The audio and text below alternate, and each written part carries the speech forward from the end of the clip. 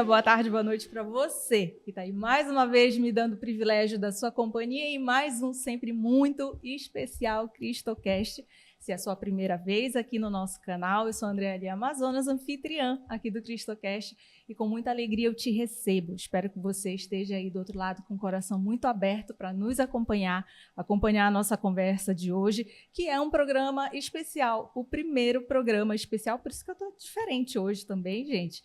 Hoje a gente tinha que fazer uma produção diferente, porque, afinal de contas, nós vamos finalmente realizar um propósito que Deus me deu em sonho. Se você já acompanha aqui o nosso programa, já deve ter visto o meu testemunho no nosso programa comemorativo de 1 ano, onde eu falei para vocês como foi o sonho que me conduziu até o CristoCast, que não é um sonho só meu, acabou virando o sonho de muitas pessoas que abraçaram essa missão também, e que, nesse sonho, Deus falava comigo que eu precisava servi-lo aqui, nesse programa, e colocando irmãos cristãos juntos, não só uma igreja, mas a Igreja de Cristo, conversando sobre temas que nos unem, focando no que nos une do que as coisas que são as nossas diferenças. Então, aqui a gente está para focar no que nos une, com muito respeito, com muito amor no coração, com muito amor a Deus e amor ao próximo também. A gente hoje vai abordar um tema que é um tema que tem sido muito atual, mas eu acho que ele foi atual desde o início dos tempos e traz muita curiosidade, muita polêmica. Então, por isso, nesse episódio especial, a gente vai conversar com muita liberdade. Aqui vocês podem ter certeza que nos respeitamos, nos queremos bem e queremos bem a Deus sempre. Então, acompanhem hoje a nossa conversa sobre escatologia, né? Vamos falar sobre o fim dos tempos. Mas antes de começar, antes de eu apresentar os meus convidados de hoje, eu já quero te convidar para se inscrever no canal. Se você ainda não está inscrito, se inscreve no canal, que assim você vai receber todas as nossas notificações, vai ficar por dentro para acompanhar o nosso programa. E eu já te convido, já te falei qual é o tema? Então encaminha para as pessoas que você sabe que gostam desse assunto e para aquelas pessoas que não estão informadas, e porque hoje você vai entender que Jesus está vindo e a gente precisa se preparar para isso também. Então, manda também para essas pessoas que você sabe que não sabem nadinha a respeito. Então, com muita alegria, eu recebo 2 convidados especialíssimos que já estiveram aqui no programa, mas eu esqueci mais uma vez, eu tenho mais um recado para fazer. Eu quero te convidar para também ser um patrocinador aqui do programa, assim como o Estúdio 091, que é aqui onde a gente produz uma super qualidade o programa, com muito amor também, que é envolvido nesse trabalho, nesse serviço. Então, se você quer abraçar essa missão também, entre em contato com a gente nos nossos canais aí das redes sociais, para você abraçar essa causa também. Agora sim, viu? Foi só uma expectativa que eu fiz para vocês, para falar dos nossos convidados. Eu estou aqui com 2 convidados que são o pastor Rodrigo Gonçalves, que já esteve aqui no CristoCast, e Rodolfo Moraes, que também já esteve aqui no CristoCast. Quero dar as boas-vindas e convidá-los, cada um, a se apresentar um pouquinho. Bom, uma honra estar aqui de novo, viu? Uma honra muito grande. Como já foi dito, eu sou pastor, meu nome é Rodrigo. Hoje sou pastor de uma igreja batista, mas antes disso trabalhei como missionário, trabalhamos em tribo indígena, trabalhei iniciando uma congregação numa comunidade ribeirinha. E você pode olhar, né, no outro podcast que eu estive, um pouquinho do que a gente fez, mas de fato o que está no nosso coração são povos não alcançados. E para mim esse tema de povos não alcançados tem uma ligação muito clara com a escatologia. E no decorrer dessa caminhada a gente vai falar mais sobre isso. E você, meu amigo? Eu sou Rodolfo, do Apostolado Imaculada Conceição. Muito feliz de estar aqui contigo, minha amiga, minha irmã, escrava de Maria. Feliz de estar na presença do pastor Rodrigo. Voltar a essa casa com toda a equipe aqui que me recebe sempre com carinho gigantesco.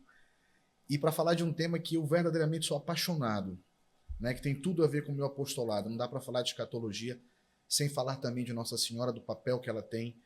E eu acredito que esse programa vai servir para que muitas almas despertem, né, para esse tema que é tão importante e que é trabalhado por Deus durante todas as gerações, a existência de todas as gerações, não é só de agora. E eu acredito que será um programa imensamente gratificante para nós e para quem vai assistir. Então, muito obrigado pelo carinho e pelo convite. Eu agradeço a presença dos dois, aqui é um desafio. Primeira vez a gente está fazendo um programa assim com 2 pessoas a mais na bancada, conversando. E é só a gente bater papo sobre o assunto, mas você que está aí do outro lado nunca ouviu falar de escatologia, eu já vou convidar vocês dois a explicarem o que é escatologia. Pastor, comece. Começa comigo? Por favor. Bom, a escatologia, que é o tema, o nome teológico da proposta de fim dos tempos. Então, a ideia de escatos, que seria a proposta de fim, e logia de estudo, onde a gente estuda aquilo que viria na era por vir. Ou seja, o final de todas as coisas, para nós cristãos, a tão esperada volta de Cristo. Então, a escatologia é justamente isso. Eu gosto de uma analogia que nós estávamos até conversando antes de iniciar o programa, de ver a escatologia como um quebra-cabeça. Por que um quebra-cabeça? Porque ele não está em apenas um livro da Bíblia, como muitos acham. Perfeito, todo mundo acha que está perfeito. só em Apocalipse. Não está só em Apocalipse. Nós temos vários livros da Bíblia que vão montando essa organização que é a escatologia como nós cristãos acreditamos. Mas também acredito que é um quebra-cabeça que nós não temos todas as peças. Algumas peças não estão diretamente na Bíblia. Isso nos faz ter a Bíblia como algo infinito. É uma das formas de ver ela como algo que a gente vai estudar, estudar, estudar, e sempre teremos o que estudar. Mas também, por conta disso, nós temos diferentes visões, diferentes formas de ver e de acreditar na parte escatológica. Por isso a gente vai ver tantas diferenças entre o pensamento católico, entre o pensamento protestante. No pensamento protestante a gente vê também uma gama de diversidade, de diferentes denominações que vão acreditar de formas diferentes, mas precisamos lembrar que existem pontos inquestionáveis, que todos nós acreditamos iguais. Então, a partir daí, ela não tem todas as peças, vamos nos formando em teorias, revelações. Eu também citei, por exemplo, a Igreja Adventista, que é tão diferente porque eles acreditam que existe uma profetisa, Ellen White, que trouxe uma revelação. Por outro lado, a Igreja Católica também, a partir de revelações agrupados com a tradição, também trouxe outras coisas. E a gente vai ver um pensamento reformado, um pensamento escatológico pentecostal, e tudo isso vai se formando, esse quebra-cabeça, que na vida de Cristo nós saberemos quem estava certo. É verdade. Mas passando... Não, o senhor foi cirúrgico, pastor, porque é exatamente isso. Né? Não somos os donos da verdade. Estudamos a escatologia que vem dos escatos, como o próprio pastor Rodrigo falou, esse estudo realmente do final dos tempos, do que virá, do que está por vir. Então, e como o senhor bem disse, pastor, não está no livro do Apocalipse tão somente. Se você pegar Macabeus, profeta Daniel, profeta Amós, profeta Joel, Mateus 24, o próprio livro do Apocalipse, todos mencionam, todos têm menções claríssimas, escatológicas, Tessalonicenses, mas enfim, eu acredito que seja saudável para quem é cristão. Né? Me entristeço por quem não é, né? E não é uma crítica, mas para nós, se há um ponto em comum entre as igrejas, é o próprio Cristo. O que nos une é o próprio Cristo. Então, não crer no Cristo, né, de nada serve a escatologia. E a escatologia ela é necessária exatamente porque nosso Senhor virá. Ele disse. E eu não estou imerso num argumento de sola escritura, dizendo aqui que está tudo na Bíblia. Não estou falando dessa forma. Mas estou dizendo que tudo que está nas Sagradas Escrituras é inquestionável. E a minha fé e a fé dos meus irmãos protestantes nos leva a crer que ele virá e ele vai vir. Então, trabalhar a escatologia no podcast hoje é muito mais que um assunto profundo, que um assunto... Eu digo que é uma questão de necessidade para a salvação das almas. Sim, com certeza.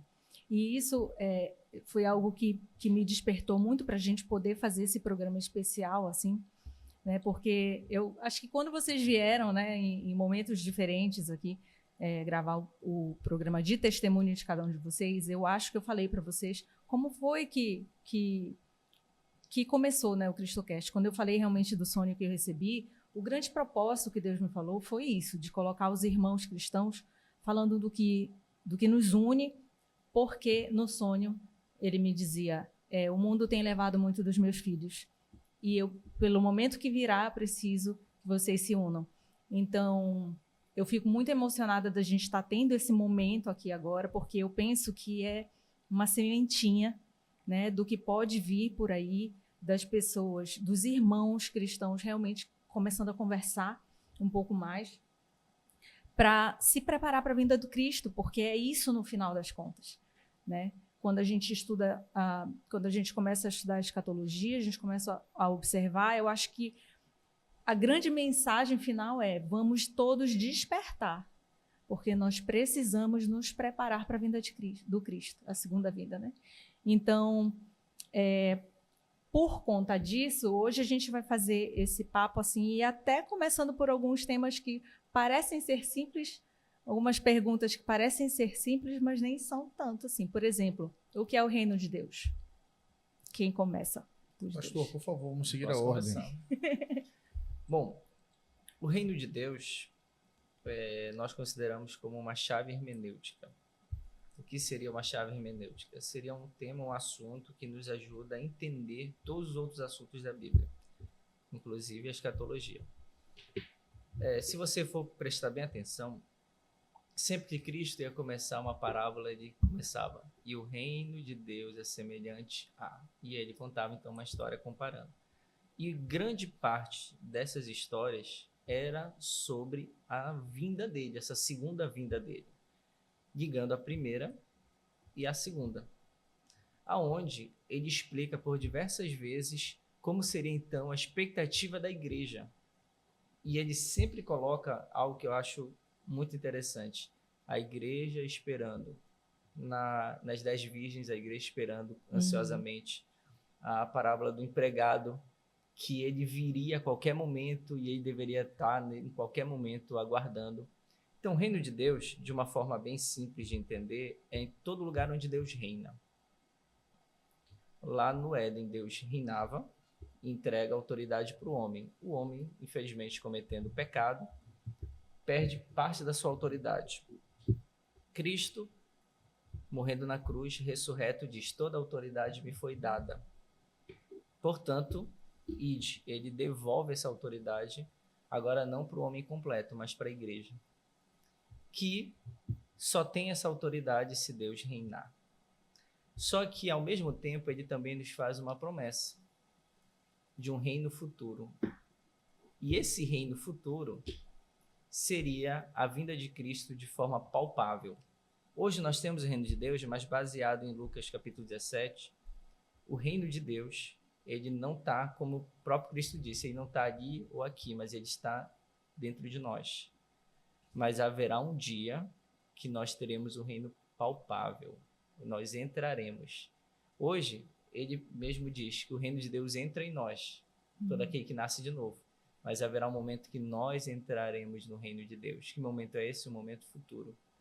E eu, entendendo esse reino de Deus, eu vou começar a trabalhar no tempo presente para a vinda desse reino futuro. A oração: venha a nós, parte da oração do Pai Nosso é isso: venha a nós o teu reino. Buscai primeiro o reino de Deus e a sua justiça. Então ele nos ensina a buscar ter esse reino, viver esse reino. É como se, no tempo presente, ele quer que eu viva as promessas do futuro. Eu antecipo isso, já que eu não posso transformar tudo, porque o pecado ainda está aqui, mas eu posso sim antecipar isso através da minha vida, viver o reino no tempo presente. Então é como se eu estou antecipando o que virá no reino de Cristo no tempo futuro. E viver o reino no tempo presente é acreditar que ele virá no tempo futuro. Isso muda a forma como eu vivo agora. Hoje. Sim. Rodolfo. O reino de Deus é o alfa e o ômega, assim como o próprio Deus. É o início e o fim de tudo. Deus sempre reinou, Deus sempre reinará. E reina, dentro de nós e fora de nós. E concordo quando o pastor diz que nos prepara para um reino futuro, tangível, palpável, onde nós temos sim que fazer por merecer. Porque ele já morreu no madeiro para nos dar salvação, para justamente redimir o mundo do pecado original que trouxe a concupiscência para a carne. O reino de Deus deveria ser o nosso maior desejo, habitar onde está nosso Senhor. A escatologia ela vem como um tema propício exatamente para nos preparar para esse reino que está chegando. E esse reino tangível, que nós católicos já o vivenciamos na Santa Missa, a cada Eucaristia, porque nosso Senhor está ali na Eucaristia. Está vivo, presente. Na Igreja Una, Santa, Católica, Apostólica, está ali. Ele está ali. Mas ele virá de corpo glorioso. As trombetas tocarão. Ele virá novamente, como ele mesmo disse. Então, se esse reino não for o alfa e o ômega das nossas vidas, né, de que adianta viver para o mundo passageiro, para o mundo fugaz? Eu posso dizer que ele sempre existiu. Antes de tudo, Deus é. Pronto, ponto final. Então, esse reino virá. Agora, virá de uma forma tangível, nova. Iremos para o paraíso, para a Nova Jerusalém Celeste. Esse reino há de vir. Não sabemos quando, porque a escatologia nos leva a entender. E fazendo a analogia que o pastor Rodrigo fez desse quebra-cabeça, nós não temos todas as peças, mas Deus tem. E cabe a nós pedirmos a graça de compreender. Porque talvez muitos de nós não estejamos aqui na vinda do próprio Cristo, ou estejamos aqui, não se sabe o dia nem a hora, mas o juízo particular virá. E que dirá para onde nós iremos. Então, feliz do cristão que imagina, que vivencia desde o seu momento presente a existência real do reino de Deus, que acontece nesse exato momento, mas que há de vir de uma forma muito parecida com a humana. Nós vamos ver com os olhos humanos, sentiremos com os sentidos da própria carne. Vai ser belo. Isso eu tenho certeza. Com certeza. E assim, qual é essa importância para quem é cristão? Porque a gente sabe que tem muita gente, infelizmente, que se diz cristão, mas que vamos dizer, vive uma fé apática, né? Uma fé morna, e isso a gente sabe que não agrada a Deus. Mas qual é a importância dessa compreensão do reino de Deus e da escatologia para esse momento que a gente está vivendo agora? Por que é importante saber disso agora? Porque tu não sabes nem o dia nem a hora em que Deus te chamará para o juízo. E eu gosto de tocar nesse tema porque as pessoas muitas vezes confundem, né, essa tensão escatológica, que eu acho uma forma muito saudável de tratar a escatologia, como diz o padre Paulo Ricardo, de uma forma, tensão onde você não fica ali relaxado, mas não fazendo disso um terrorismo espiritual, onde você fica toda hora imerso no medo, que não é um sentimento divino, que é um sentimento do inimigo, né, para te oprimir, para te infestar, para te possuir, quando na verdade é importante. Por quê? Porque quando você estuda a escatologia, você passa a se preparar, a viver de uma outra forma. Você consegue santificar o seu momento presente e estar preparado. Vai que Deus me chama hoje. Quem quer ir para o céu? Todo mundo. Quem quer morrer? Ninguém. Mas não sabemos o dia nem a hora. Mas quando eu levo uma vida à luz da escatologia, vivendo de uma forma saudável, santa, essa tensão escatológica, ela me prepara. Porque eu passo a pensar nos meus atos. Eu passo a lembrar que um dia eu serei julgado. Eu passo a lembrar que o juízo particular existe, mas caso Cristo venha, já é o juízo universal. E para onde eu quero ir depois dessa vida fugaz? Porque a eternidade, como o nome está dizendo, ela é eterna. A vida mundana nesse plano terreno, ela é passageira. Ela dura o quê? 60, 70 anos? 80 anos? E aí, depois? Para onde você quer ir? Para o céu? Para o inferno? Para nós católicos, na existência do purgatório? E nunca aqui faltando com respeito, tá, pastor? Mas falando da nossa crença, eu penso hoje, enquanto católico, eu vivo imerso nessa tensão. Mas entendo, a tensão escatológica é diferente da tensão dos problemas do dia a dia. Mas é uma tensão que me policia por saber que um dia eu serei julgado. E aí eu me cuido. Eu cuido da minha alma. Eu não cuido mais só da parte física do Rodolfo, da saúde do Rodolfo, das finanças do Rodolfo, da família do Rodolfo, não. E a alma do Rodolfo? Porque a salvação é individual. E no dia do meu juízo ninguém estará, mas eu estarei. Sozinho diante do justo juiz. Espero que não, né? Porque eu creio fielmente que estarei com Nossa Senhora, né? Sim. E essa questão, pastor, assim, da gente ter essa consciência, né? Eu penso que se nós vivêssemos mais considerando o dia da nossa morte, a gente com certeza viveria muito mais consciente do nosso presente, do que a gente precisa fazer hoje de uma forma mais honesta, viver de uma forma muito mais parecida com Cristo, né? Essa busca, isso diz respeito, isso reflete na escatologia? Sem dúvida. A forma como eu acredito sobre o meu futuro muda totalmente ou direciona a forma como eu vivo no meu tempo presente. Ou seja, se eu acredito que eu não tenho que fazer nada, só tenho que esperar a vinda de Jesus, eu vou ver uma vida como empurrando com a barriga. Se eu acredito que eu tenho uma missão clara no tempo presente, que isso pode, inclusive, adiar a vinda de Cristo ou algo do tipo, já mudou minha postura. Então, estudar a escatologia, entender como ela funciona, vai mudar a forma como eu vivo agora. Sem dúvida. E um cristão verdadeiro, ele não vai ficar parado esperando as coisas Inerte, acontecer. né, pastor? Ele vai viver um evangelho pleno, pensando de que Cristo vai voltar e vai pedir contas do que ele fez. Sem dúvida nenhuma. Nós temos fala de Cristo, vários momentos em que Cristo deixa claro que ele vai pedir prestação de contas. Só me faz lembrar da parábola dos talentos. Aquele que uma ficou delas, inerte, sim. parado, foi o que foi mais cobrado. Aquele que deixou rendendo só um pouquinho, recebeu em dobro, em triplo, mas aquele que nada fez, é o que o pastor está dizendo. Quando tem a visão escatológica, ele não vai enterrar o talento. Vai mudar o presente dele. Mas desculpe ter interrompido. Sim, não, excelente, porque essa é uma das parábolas. Eu lembro muito também da parábola da mina, que são parábolas paralelas, né? Sim. Na parábola da mina, o servo que Cristo chamou de infiel, não foi aquele que perdeu o dinheiro, foi aquele que guardou para não perder, com medo de não perder. Verdade. Enquanto a fala de Cristo, a parábola, para quem não conhece, resumindo, um homem muito rico ia para uma outra terra a fim de ser coroado rei e voltar.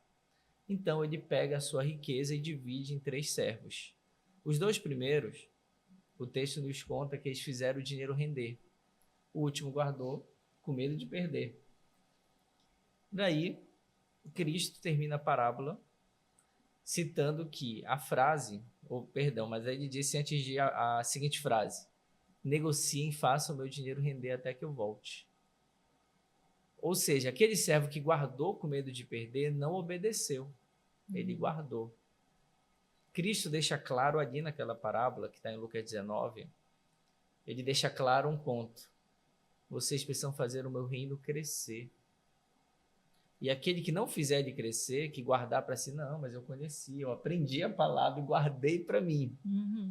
Ele, na parábola, ele diz: servo infiel, você vai para o local onde tem choro e ranger de dentes. Apesar de ele não citar o nome, a gente entende que é o inferno. Não foi aquele que perdeu o dinheiro dele, não foi aquele que jogou fora, que veio irresponsavelmente, foi aquele que guardou para si. É verdade. É essa prestação de contas que haverá um dia que ele vai fazer. E todos nós passaremos. Com certeza. Antes ou depois, né?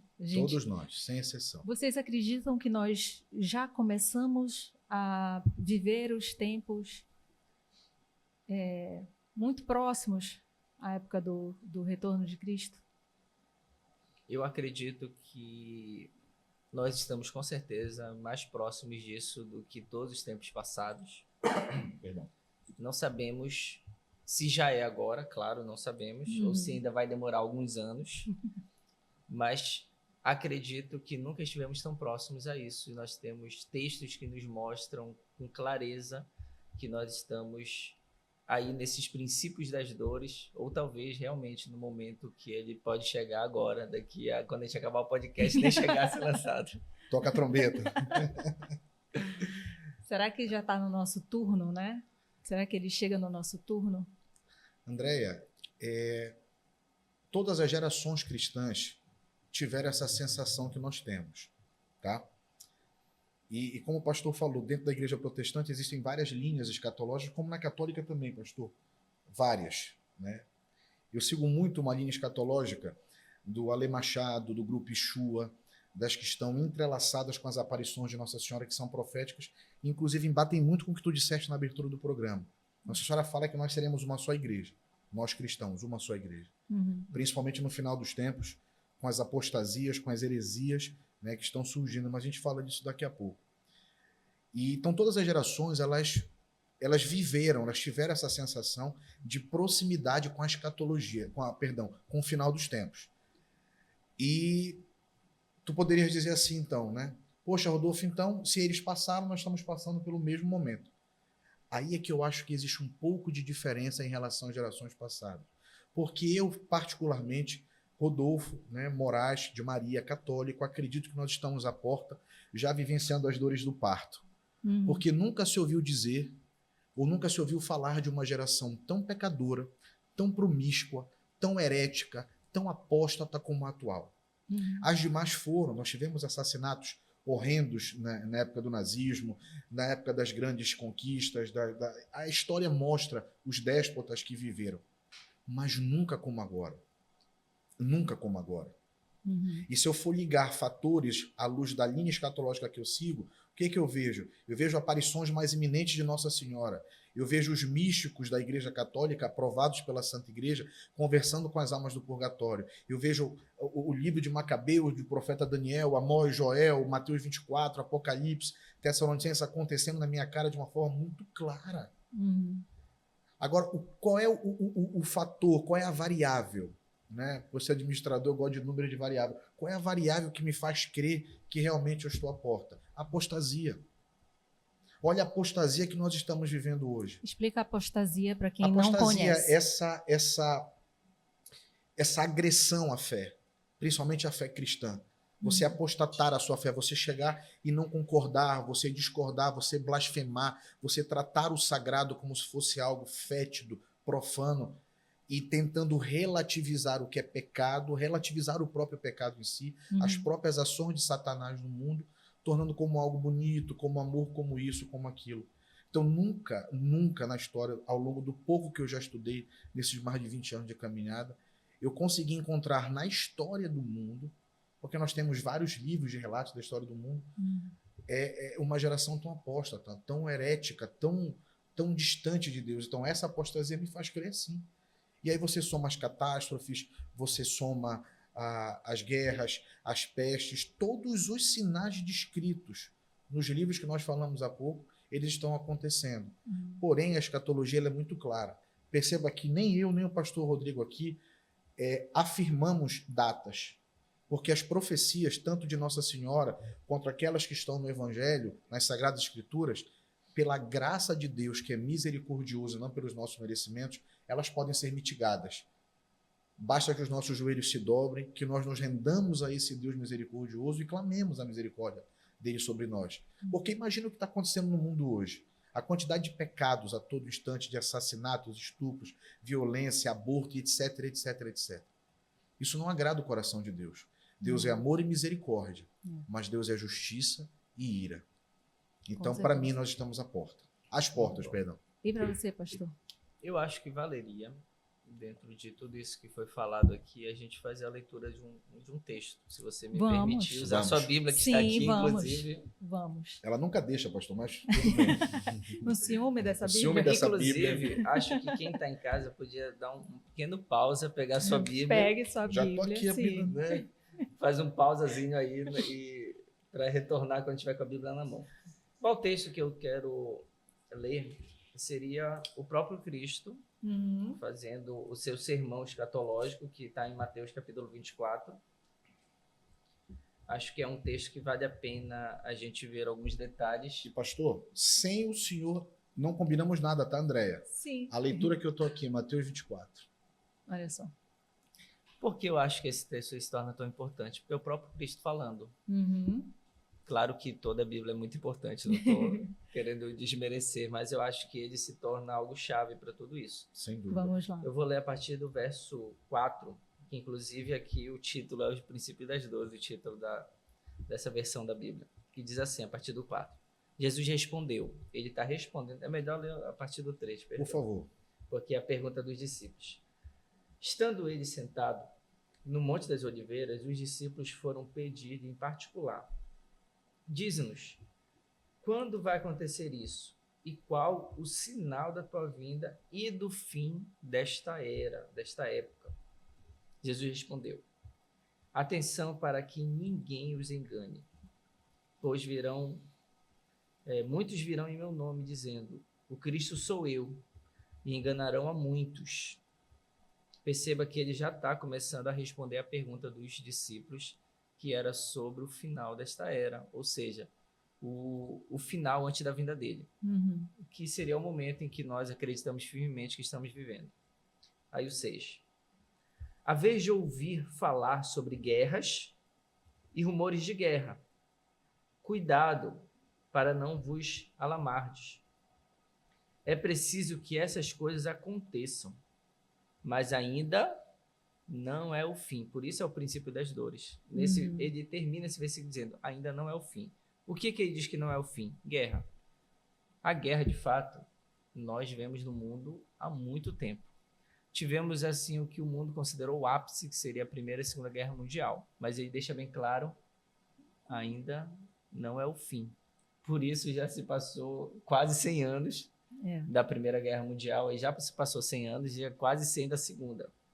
Aí olha o 7. Pois se levantará nação contra nação, reino contra reino. Haverá fome, terremotos em todos os lugares. Tudo isso será o princípio das dores. Nós já vivemos isso, fome e terremotos em todos os lugares. Já vivemos isso claramente. Nesse tempo, é o 9, nesse tempo, vos entregarão a tribulação e vos matarão. Sereis odiados de todos os povos por causa do meu nome. Tem gente que acha que isso não está acontecendo. Está sim. Gente, no mundo muçulmano, com todo respeito falando, claro. No mundo muçulmano é o local onde mais tem perseguição clara ao cristianismo. Inclusive, falando da relação protestantes e católicos, quando a gente sai como missionário para outra nação, ninguém pergunta qual é a denominação. Tu achou um cristão, é a maior felicidade do mundo. Olha só. Pela escassez, né? Aí, eu tive na Eslovênia e lá não tem quase igrejas protestantes, mas tem muitas igrejas católicas que muitas delas estão fechadas devido a toda uma questão histórica, né? Que lá teve alguma proibição e tudo. Nesses lugares, nas igrejas católicas que estão lá, há culto protestante e a missa católica no mesmo espaço. Ambos são muito amigos, alguns até deixaram e só se chamam de cristão. Olha só, que curioso. Por causa da escassez do cristianismo lá. Muito curioso. Mas voltando ao que a gente está lendo, falando um pouquinho dessa perseguição, ela está acontecendo no mundo atualmente. Eu parei no 9? No 9, vamos para o 10. E então, muitos sucumbirão. Haverá traição e guerras. 11. E surgirão falsos profetas. Em grande número enganarão a muitos. Será que já vivemos isso? Opa! Aí 12. E pelo crescimento da iniquidade, o amor de muitos esfriará. Olha o motivo do amor ter esfriado. Crescimento da iniquidade. Também para mim, com muita clareza, nunca se ouve tanta gente falando em nome de Deus de maneira falsa. Sim. E isso tem feito muita gente esfriar do evangelho. Deixar de acreditar, de não acreditar mais em determinados líderes e colocando todo mundo no mesmo pacote. O 13. Aquele, porém, que perseverar até o fim, será salvo. Aquele que perseverar até o fim, ou seja, não desistir, não apostatar. 14. E este evangelho do reino de Deus será proclamado no mundo inteiro, como testemunho para todas as nações. Então, agora que ele falou, então virá o fim. Antes disso, era apenas os princípios das dores, o início. Mas o fim ele coloca quando o evangelho for proclamado em todas as nações. Por isso eu digo que a fala de não alcançados tem tudo a ver com escatologia. É verdade. Porque se eu acredito, baseado nesse texto, de que uma das formas de tentar acelerar a vinda de Cristo, seria a pregação do Evangelho, a minha postura muda dizendo, precisamos ver quais são as nações que ainda não têm o Evangelho, precisamos correr para lá. Precisamos dar o jeito de inserir o Evangelho naquele contexto. Baseado aqui, no sermão escatológico de Cristo. E lá em Atos, capítulo 3, versículo 21, diz, porque é necessário que os céus retenham a Cristo até um momento determinado. Se eu ligar com esse texto, qual seria o momento determinado? Essa proclamação. Por que Cristo não voltou ainda baseado nisso? Porque é necessário que pessoas ainda ouçam do Evangelho. Por isso, o próprio Deus tem despertado pessoas como você, Oh, meu Deus. para que esse Evangelho chegue a mais pessoas. Por isso ele tem despertado um movimento missionário como nunca se houve. Sim.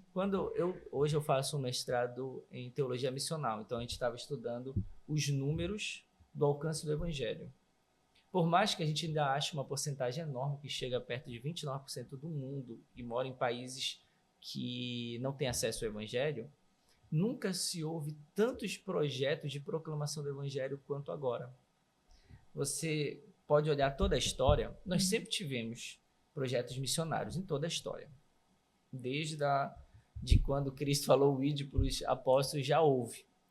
Mas agora nunca houve tanto iniciativas de todos os lugares, tanta organização interdenominacional que surgiu, projetos denominacionais, projetos da Igreja Católica, projetos de várias igrejas diferentes ao mesmo tempo. Sempre houve, mas agora houve uma explosão. E isso para mim é um dos sinais de que está próximo, de que o próprio Deus está despertando novas pessoas, novos projetos independentes com a finalidade de alcançar esse propósito de alcançar todas as nações.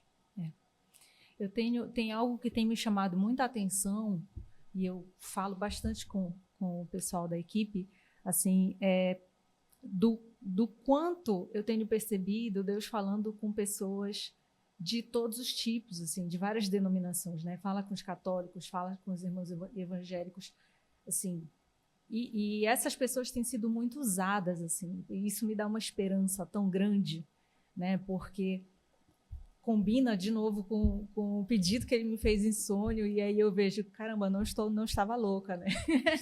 Era realmente uma missão que ele quis me dar, assim, e me dá uma esperança muito grande de que tenham mais pessoas despertadas para isso. E eu tenho visto, a gente tem ouvido muito testemunho de pessoas que têm sido despertadas, pessoas totalmente improváveis, podemos dizer dessa forma. Eu me sinto completamente improvável, pastor, assim, mas apesar de viver a fé desde criança com diferentes e tudo. Estratégias, né? Sim, mas assim, eu nunca me imaginei fazendo isso aqui.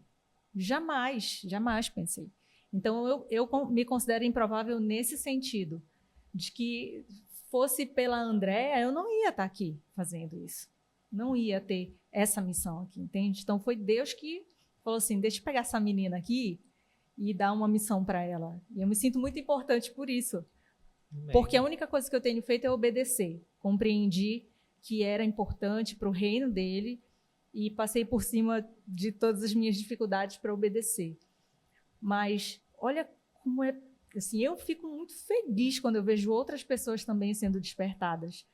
E quando a gente tem o feedback de quem está aí do outro lado, e caramba, olha, ficou ali uma sementinha, assim, eu fico muito feliz, é algo que aquece muito meu coração, e me dá uma esperança muito grande. Tem um livro, perdão. Não, fica à vontade. Mas tem um livro que para mim tem tudo a ver com isso aí, que é Um Vento na Casa do Islã.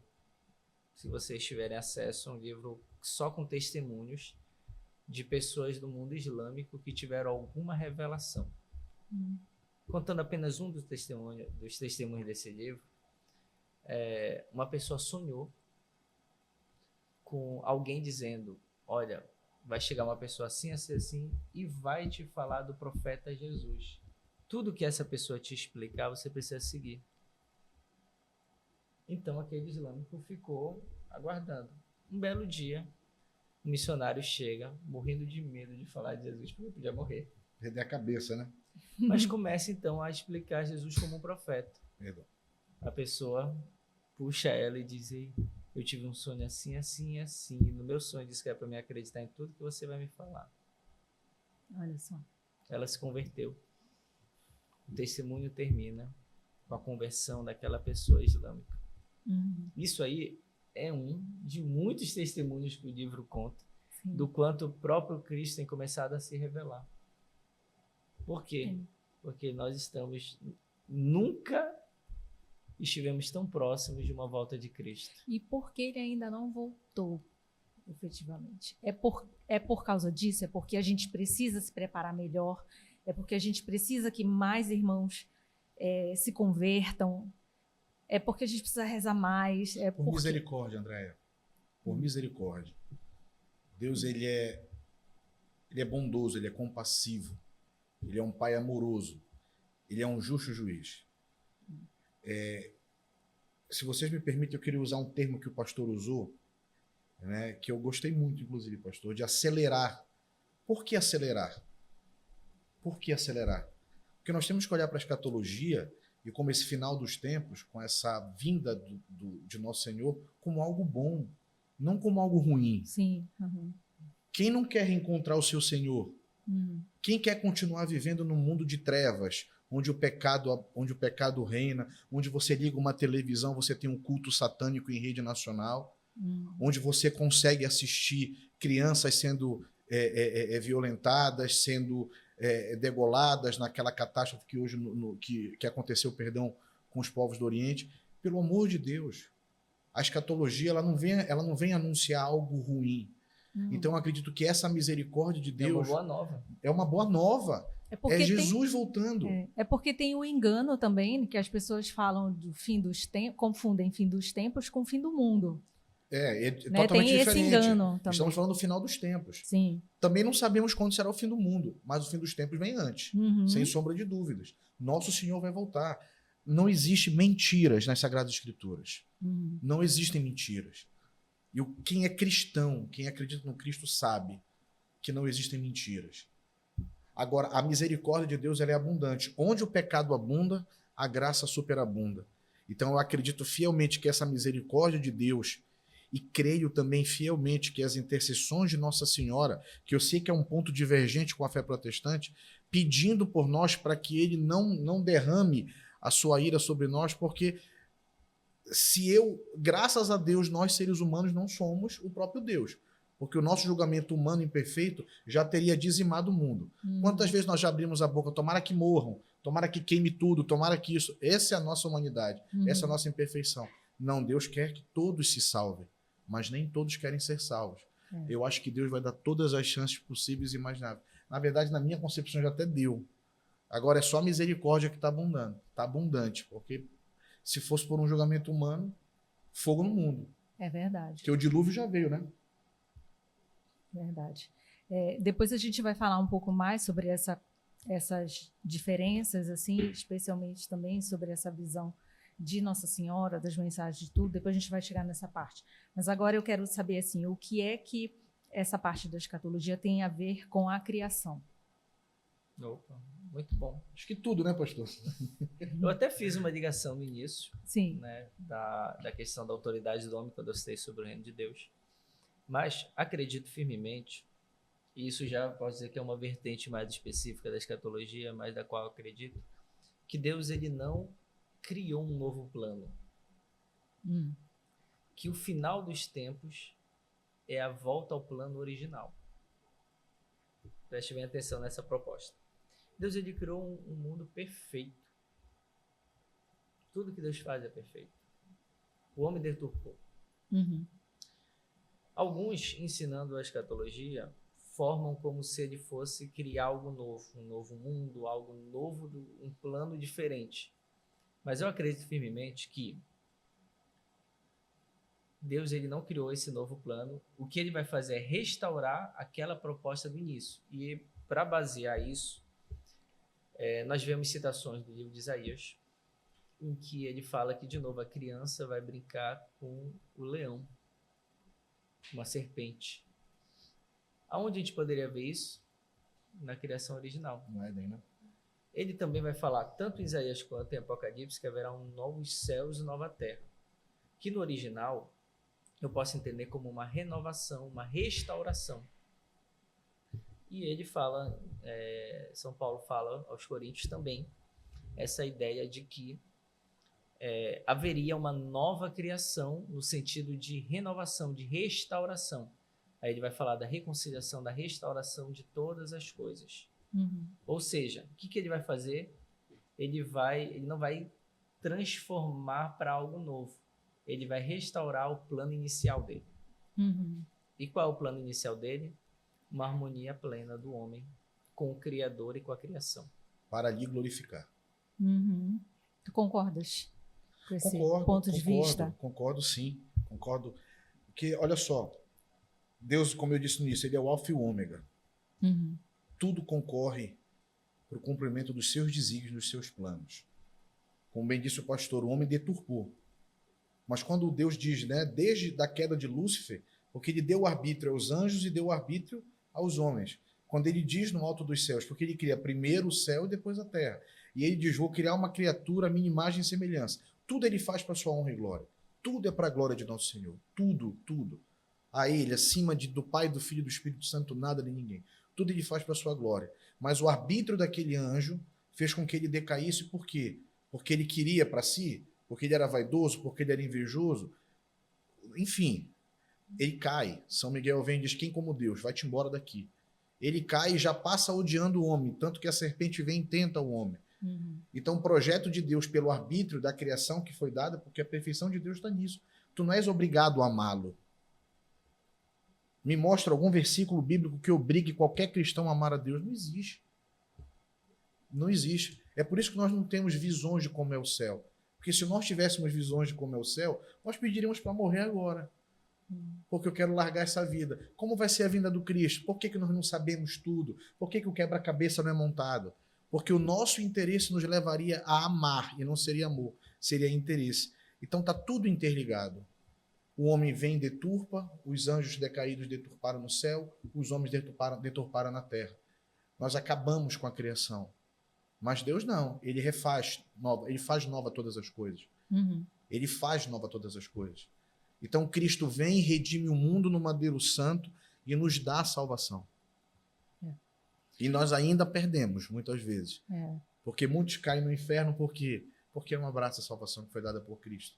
E a escatologia vem aí interligando tudo, dizendo, olha, nosso Senhor vai voltar, olha, ele já morreu no madeiro, olha, ele te criou para amar, volta para o teu Deus, ele é teu único Senhor, não existe Deus do dinheiro, não existe Deus do prazer, volta. E quantos voltam? E a escatologia ela existe para isso, para essa boa nova, para esse anúncio, para que a criação retorne ao plano original, como disse o pastor. E a gente consegue ver a escatologia no Novo Testamento, no Antigo Testamento e no Novo Testamento? Claramente. Mas lá, pastor, uma vez para cada um. Eu já falei tanto de Macabeus, profeta Daniel, Amós, Joel. Bom, a escatologia no Novo Testamento, como todos sempre citam, nós vemos uma boa parte dela em Apocalipse. Nós vemos muitas falas do apóstolo Paulo e também o texto que eu li de Cristo. No Antigo Testamento, também se tem uma ampla fala escatológica que estão nos profetas. Eu acabei de citar o profeta Isaías, que é um profeta que fala muito da escatologia, Jeremias. Macabeus nós não temos na Bíblia. Eu sei disso, pastor, mas não era uma indireta não, pelo amor de Deus. Não, mas é porque ele tem um cunho escatológico muito grande. Sim. O livro de Macabeus para escatologia católica é muito importante. De fato. Já tive a oportunidade de lê-lo. Mas nós vamos ver nos profetas uma escatologia um pouco diferente do Novo Testamento. Em que sentido? É que para quem está escrevendo naquele período antes de Cristo, ele não diferencia o período da primeira e da segunda vinda de Cristo. Ele fala em alguns momentos como se fosse uma coisa só. Por isso, o judeu daquele período, o judeu que viu Cristo, achava que o Messias já viria em glória. E ele veio primeiro para sofrer, morrer, para depois vir em glória. Entendi. Então, ele não diferenciava essa primeira e a segunda vinda. Por conta disso, quando a gente estuda a escatologia no Antigo Testamento, a gente vai ter que ter um certo cuidado para entender o que ele está falando a respeito da primeira vinda de Cristo, o que ele está falando a respeito da segunda vinda de Cristo, que em muitos momentos se confunde. Por isso a gente precisa ter uma atenção um pouco maior. Mas se eu estudar a escatologia unicamente no Novo Testamento, eu vou ter ela bastante incompleta. Porque eu preciso muito da fala de Isaías, da fala ali do profeta Daniel. São textos que fecham esse quebra-cabeça, que organiza essa escatologia. O livro de Daniel, ele é bastante estudado, né, para essa parte. O interessante é que Daniel estava estudando o livro de Jeremias. É mesmo? Eu não sabia Quando ele disso. foi querer escrever, ele estava orando, na verdade, porque Jeremias faz a profecia lá no capítulo 29, se eu não me engano, de que seria apenas 70 anos de cativeiro. E Daniel vai para o cativeiro jovem e quando ele já está com uma certa idade, completa-se os 70 anos. Já estava perto de completar os 70 anos. Então ele começa a orar ao Senhor, perguntando: Senhor, e agora? Já vai completar. E ele começa a estudar. Aí vem as revelações que a gente vê escrito, em que ele entende que não seria 70, mas 70 vezes 7. E assim ele vai organizando ali e ampliando esse pensamento escatológico que os judeus, quando perguntaram para Cristo, os mestres da lei, perguntaram muito baseado no profeta Daniel. E ele respondeu, trazendo vários pontos escatológicos que nos ajudam a organizar nosso pensamento. Entendi. E aí, vou aproveitar para fazer aqui um adendo, né? Mas eu acho que era bom ele responder. Vai já falar também, mas é porque eu quero falar assim, como a gente tem muita gente que assiste e às vezes não sabe de algumas diferenças, algumas particularidades. Eu, por exemplo, quando comprei essa minha Bíblia, eu não sabia que tinham Bíblias diferentes, né? Então, vocês que estão aí do outro lado, estão começando, vão ficar, se Deus quiser, curiosos e vão atrás. Se você não tem uma Bíblia, você vai atrás comprar. Existe a versão protestante e a versão católica. A diferença é na quantidade dos livros. A Bíblia católica, ela tem livros a mais, e aí é que entra a questão que eu ia te perguntar, Rodolfo, porque a parte de Macabeus, né, tem na Bíblia católica, não tem na Bíblia protestante, não é isso? Isso. Mas antes, tu me permite, eu estava raciocinando aqui, estava pensando no podcast de hoje, ontem, e as conexões que existem do Antigo Testamento com o Novo, e aí eu incluo Macabeus e tudo mais, são mais de 63.700 conexões. Caramba. Entre o Antigo Testamento e o Novo Testamento. Ela foi, a palavra de Deus como um todo foi escrita por 40 homens diferentes ao longo de 1.500 anos. Em 3 idiomas diferentes, grego, aramaico e hebraico. Em 3 continentes diferentes, Europa, Ásia e África. Aí eu te pergunto, é Deus ou não é? Com certeza. Não tinha internet. Não tinha um podcast para você estudar. Não, eu vou estudar isso, eu vou estudar aquilo. E esses livros falam dos combates, falam do êxodo dos povos, dessa saída, das lutas contra as nações, e falam das profecias. Ou seja, você tem o profeta Daniel em Macabeus, o próprio Mateus 24, esses anúncios proféticos, que eles, quando você chega no Apocalipse, você fala, meu Deus, está tudo interligado. Está tudo interligado. Aí quando você para estudar, porque eu acredito assim que o católico, hoje em dia, assim como o protestante, como o cristão como um todo, ele tem que parar para estudar. As pessoas não estudam, as pessoas não mergulham, as pessoas estão inertes hoje, paradas. Eu tenho medo da escatologia porque a escatologia vai acabar com tudo. Mas com o quê? Com tudo que tu tens, né? Com o teu prazer, com o teu comodismo. Mas tu não queres o céu, tu não queres o teu Senhor. E quando você estuda, as coisas vão se tornando claras. Né? Porque você pode achar, o pastor Rodrigo sabe muito, o Rodolfo sabe muito. Mas se você perguntar para nós, o que nós vamos dizer, pastor? Nós não sabemos nada. Nós começamos afirmando que nós não temos a resposta do quebra-cabeça. Talvez nossa missão aqui seja só falar que a escatologia estuda o fim dos tempos, que é algo muito bom, que é a vinda do nosso Senhor, para nos preparar, e Deus permita que muitas almas sejam salvas por isso. Eu acho que o principal assim, para mim isso é muito forte, assim. que é o propósito disso tudo aqui, que é a gente despertar nas pessoas essa vontade de buscar mais, de, na verdade, se aprofundar mais em Deus, assim. É algo que me incomoda muito, porque eu penso sempre que Deus nos conhece tão bem e nós conhecemos tão pouco a Ele, né? Conhecemos tão pouco a Jesus. E quanto mais, eu pelo menos penso assim, e com certeza vocês dois têm uma vida mais aprofundada no estudo há muito mais tempo do que eu, mas eu penso muito assim, caramba, como eu queria ter começado antes, né? E quando a gente vê, eu também acredito que a gente já está aí nas portas, né? Que as coisas já estão acontecendo, e como eu fico aflita de ver as pessoas que eu amo, ou as pessoas que eu conheço, ou as pessoas que eu queria tanto que tivessem mais despertas para isso tudo, e realmente ainda dormem, né? E dormem afogadas em coisas tão... E aí, quando Jesus voltar, esse preço pode ser muito grande, né? E o quanto é importante que a gente precise agora despertar essa consciência, especialmente nos irmãos. Essa é a aflição de quem ama, Andréia. Essa é a aflição de quem ama, minha irmã. E a gente consegue, quando a gente fala no livro do Apocalipse, o Apocalipse, ele é só uma metáfora? Não. Ou ele é uma interpretação escatológica? Será que é um exagero? O que é o Apocalipse, no final das contas?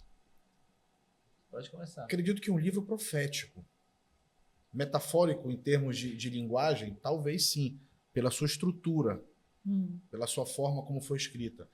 Mas um livro profético, um livro que anuncia, que proclama, que nos prepara, que usa linguagens que eram necessárias na época para que tivesse a liberdade de serem conduzidas para mais povos. Então não é simplesmente uma história, eu criei uma história ali, não é um background de alguma coisa, é uma profecia, é um anúncio gigantesco, imenso, né? Eu comprei a Bíblia de Navarra, que para mim é uma das melhores interpretações, gosto muito da Jerusalém também, para justamente mergulhar no Apocalipse. Só a Bíblia Navarra, com as cartas mais o Apocalipse, que é essa segunda parte do Novo Testamento, é mais de R$400. Mas vale a pena o investimento. Por quê? Porque eu vou estudar à luz do que a Igreja Católica estuda. De que forma? Nós usamos a tradição apostólica, ou seja, os apóstolos que viveram com o próprio Cristo, eles viveram ali. A partir dessa tradição apostólica, você tem a formação do magistério, dessa interpretação daquilo que Deus disse a eles. Olha, a interpretação é essa, como ele explica lá em Emaús, as parábolas, etc, etc. À luz da doutrina da Igreja Católica, que para nós ela é importantíssima, porque ela é criada a partir dessa tradição apostólica e desse magistério. À luz da vida dos santos, da parte mística, porque a Igreja Católica ela não fica em sola escritura, ou seja, ela não diz que tudo está ali. Tudo está na Bíblia. Esse argumento para nós católicos ele não é válido. Deus deu o suficiente para nós na Bíblia e muitas outras vivências, muitos outros milagres, muitos outros conhecimentos estão ali depois dela. Ou seja, esse conhecimento foi acrescido, ele cresceu ao longo do tempo. E a partir daí nós interpretamos os assuntos como a escatologia, como a vida dos santos. Os santos, por exemplo, nos elucidam muito. A mística da Igreja Católica ela é muito forte. Nós temos hoje servos de Deus que não são santos ainda, mas são servos aprovados pelo Vaticano, que têm visões, por exemplo, do purgatório, que têm visões de como será o juízo final. Santa Brígida viu o julgamento de uma alma. São Padre Pio, com as almas do purgatório. Então, isso não está nas Sagradas Escrituras, mas também para nós católicos não é dogma de fé. O que está nas Sagradas Escrituras é um dogma de fé. Nós não podemos deixar de acreditar em nada do que está ali. Mas Deus nos deu outras formas, outros métodos, outros caminhos para acreditar. E vale a pena enfatizar o seguinte: tudo que eu mencionei aqui, a vida dos santos, as aparições de Nossa Senhora, todas corroboram de forma perfeita para o que está no Evangelho. Não contradizem, não agregam, não somam, não mudam, não modificam. Muito pelo contrário. Se não Afirma. corroborar para o evangelho, se não ratificar o que está ali, é anátema dentro da Igreja Católica. É. Ou seja, é digno de excomunhão. Uhum. Nada que está fora da Bíblia, que pode ser vivido e muita coisa ela é, graças a Deus, aceita pela Santa Igreja Católica, mas se ela for de encontro ao evangelho, esqueçam. Uhum. Não é válido. Isso fica para você católico. Tem coisas que você pode acreditar, tem coisas que você não deve acreditar. Porque se corroborar contra as Sagradas Escrituras, é melhor que você nem toque. Porque de Deus não é e não será. Uhum. E como é, pastor, para vocês? Bom, como já foi dito aqui, a tradição protestante ela traz diferentes visões, divisões que em alguns momentos divergem bastante. Uhum. Bom, a igreja que eu hoje sou pastor, ela é de tradição reformada. A partir dessa ideia, a Pastor, gente vê... explique o que é a tradição reformada, que a gente tem gente que não sabe. Ah, tá. Então, vamos tentar entender as diferentes organizações. Bom, em 1500 houve a Reforma Protestante, Tá. e foi quando houve esse cisma com a Igreja Católica, trazendo 5 pontos principais. E um dos pontos é o sola escritura, a ideia de que somente a Escritura, aonde a Igreja se desvencilhou de qualquer outra forma de pensamento que não seja baseada completamente na Escritura. Certo. A partir daí, nasceram várias igrejas com pensamento reformado. Depois disso, nós tivemos outras vertentes do pensamento protestante. Hoje o Brasil, o protestantismo é de maioria pentecostal, não de tradição reformada. Tá. Porque aí você vai ver várias denominações que vão ter um pensamento escatológico de forma pentecostal. A gente vai ter algumas vertentes neopentecostal, que já é mais recente, que inclusive, quem quiser saber a escatologia neopentecostal, pode assistir a novela da Record. Sim. Ela é a escatologia neopentecostal de maneira muito clara. Muito bem organizada, didática ali. Eu não lembro do nome da novela. 2. Mas Não tem nem como lhe ajudar. Quem assiste novela, vocês aí do Bastidores? Vocês não sabem também? Pesquisa aí pra gente. Uma outra forma de conhecer a escatologia dispensacionalista, uma outra formato de escatologia, é assistir os filmes deixados para trás. Filmes também protestantes, que inclusive no cinema eles fizeram eu assisti reedições. esse. Ali é a escatologia dispensacionalista. É a que fala do arrebatamento? Do arrebatamento. O nome da novela é Apocalipse. Então. É o que fala do arrebatamento? Sim, sim. A dispensacionalista explica muito bem o arrebatamento, essa vertente da grande tribulação, tendo o arrebatamento antes da grande tribulação. Então, são formas de pensar. Você vai ver que a escatologia dentro do protestantismo tem muitas vertentes diferentes. Mas como a pergunta foi específica sobre o Apocalipse, falando um pouquinho da nossa visão. O Apocalipse, ele se torna como se fosse um grande resumo final de toda a Bíblia. Vamos tentar ir por partes no Apocalipse. Isso. O Apocalipse, ele vai começar, se quem tiver com a Bíblia na mão, ele vai começar com as cartas. O que seria isso? O próprio Cristo, em revelação ao apóstolo João, vai dar direções específicas a 7 igrejas que ficam na Ásia, na região do que na época se conhecia como Ásia, hoje seria o Oriente Médio. Perfeito. Após o final disso, se você for ler, e eu estou com uma Bíblia aqui de tradição católica, que é de Jerusalém. Olha como começa o prefácio aqui, os prelúdios do grande dia de Deus. Essa parte que se inicia seria justamente a eternidade, o antes do Gênesis. Porque ele chama o próprio Cristo e fala da missão dele, o destino dele como Salvador do mundo. Isso faz muita organização, vai dialogar bem com Efésios no capítulo 1, que foi a predestinação antes do nascer do mundo. Cristo já tinha uma missão clara de salvar todos. A partir daí, nós vamos ver etapas do mundo. Aí a gente vai ter os selos, aí você vai vendo as etapas que o mundo viveu, inclusive a vinda do próprio Cristo.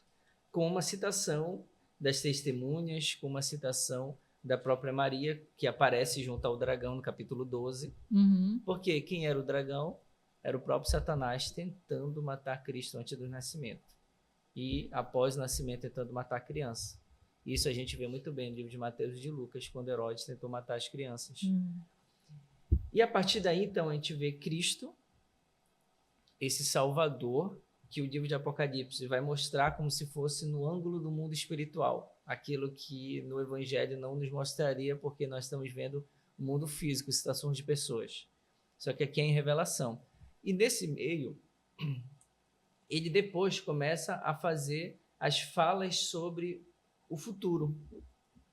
Quando ele começa a falar do futuro, como seria o futuro, nós estamos falando de quem escreveu foi um homem que viveu há 2000 anos atrás, que não viu coisas da atualidade. Sim.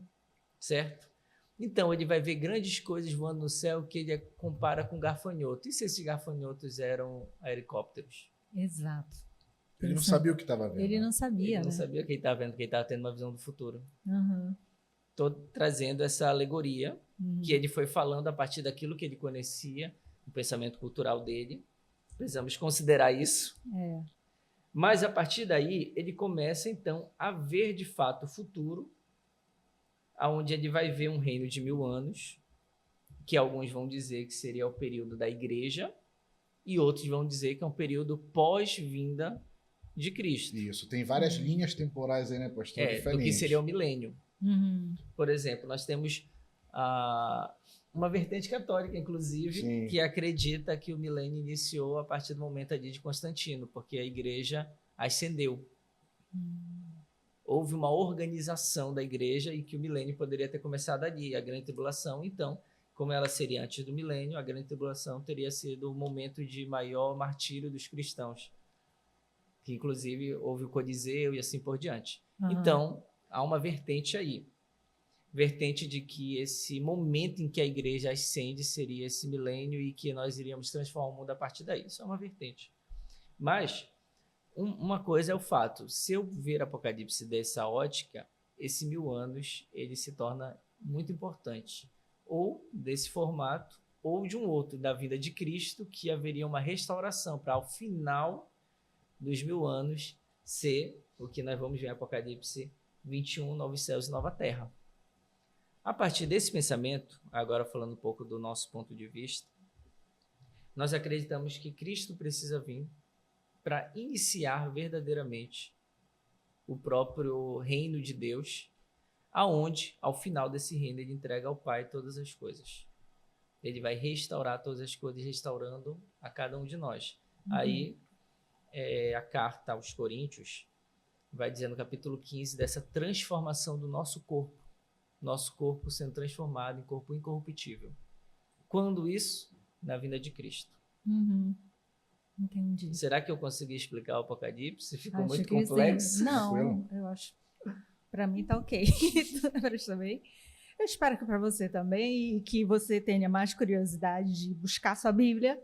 Eu sei que eu mudei a visão do Apocalipse para muita gente agora que vai querer reler ele. Vai reler de outra forma. Mas essa é a intenção. Vamos todos voltar à Bíblia e começar a pesquisar tudo novamente. E aí, onde que entra a questão do arrebatamento na escatologia? Certo. Bom, para nós católicos é um ponto em que nós não cremos da forma como a grande maioria das pessoas acredita. Que antes do juízo, antes da vinda de Cristo, algumas almas serão arrebatadas para não passarem por esse, vamos lá, por essa tribulação. Por quê? Porque a doutrina católica ela é muito clara. Para você ser julgado, você precisa morrer. Você precisa passar pela irmã morte, como diz São Francisco, e estar diante do justo juiz. E na vinda do Cristo, tudo bem, quando ele estiver, é outra história. Ele vai separar o joio do trigo. Mas antes, nós não cremos nesse arrebatamento. Não, alguns vão ser privados. Não, alguns vão ser levados para não viver esse período de tribulação. Então, para nós, não é uma crença. O católico ele não acredita no arrebatamento. Existem vertentes da igreja católica, inclusive das outras igrejas protestantes, que falam muito a respeito disso, tem literaturas, tem filmes, etc. Mas não consta dentro da nossa doutrina. Não consta. Porque não teria como fugir da tribulação. Todo mundo tem que passar por ela. Não, pelo juízo, principalmente pelo juízo. Uhum. Como é que você vai ser levado sem passar pelo julgamento? Antes da vinda do Cristo. Uhum. Entendi. Entendeu? Então vai de encontro aos novíssimos da Igreja Católica. Quando você estuda os novíssimos... Explica o que são os novíssimos. O estudo do céu, do inferno, do céu, inferno, purgatório e juízo particular. Uhum. Então, como nós temos essa misticidade dentro da Igreja, né, de você, além das Sagradas Escrituras, você ter a vivência dos santos da Igreja Católica, dos videntes da Igreja Católica, que são pessoas que tiveram a oportunidade, lógico, agraciados pelo Espírito Santo, de também visualizar, assim como os profetas nas Sagradas Escrituras, assim como os santos nas Sagradas Escrituras, outras pessoas tiveram essas graças e viram como seria o juízo particular de uma alma, perceberam as coisas no plano espiritual e conseguiram partilhar isso conosco. Então, tornou-se para nós não um dogma de fé. O que está na Sagrada Escritura é dogma de fé. A Sagrada Eucaristia é dogma de fé. A Imaculada Conceição de Nossa Senhora é dogma de fé. Isso tudo, se o católico não acredita, ele incorre em pecado mortal. Uhum. Agora, por exemplo, eu não acredito na vida de Santa Teresinha. Não é um dogma de fé. Vai da tua fé acreditar. Uhum. Eu não acredito nas aparições de Nossa Senhora. Vai da sua fé acreditar. Vai da sua fé acreditar. Eu, particularmente, acredito fielmente.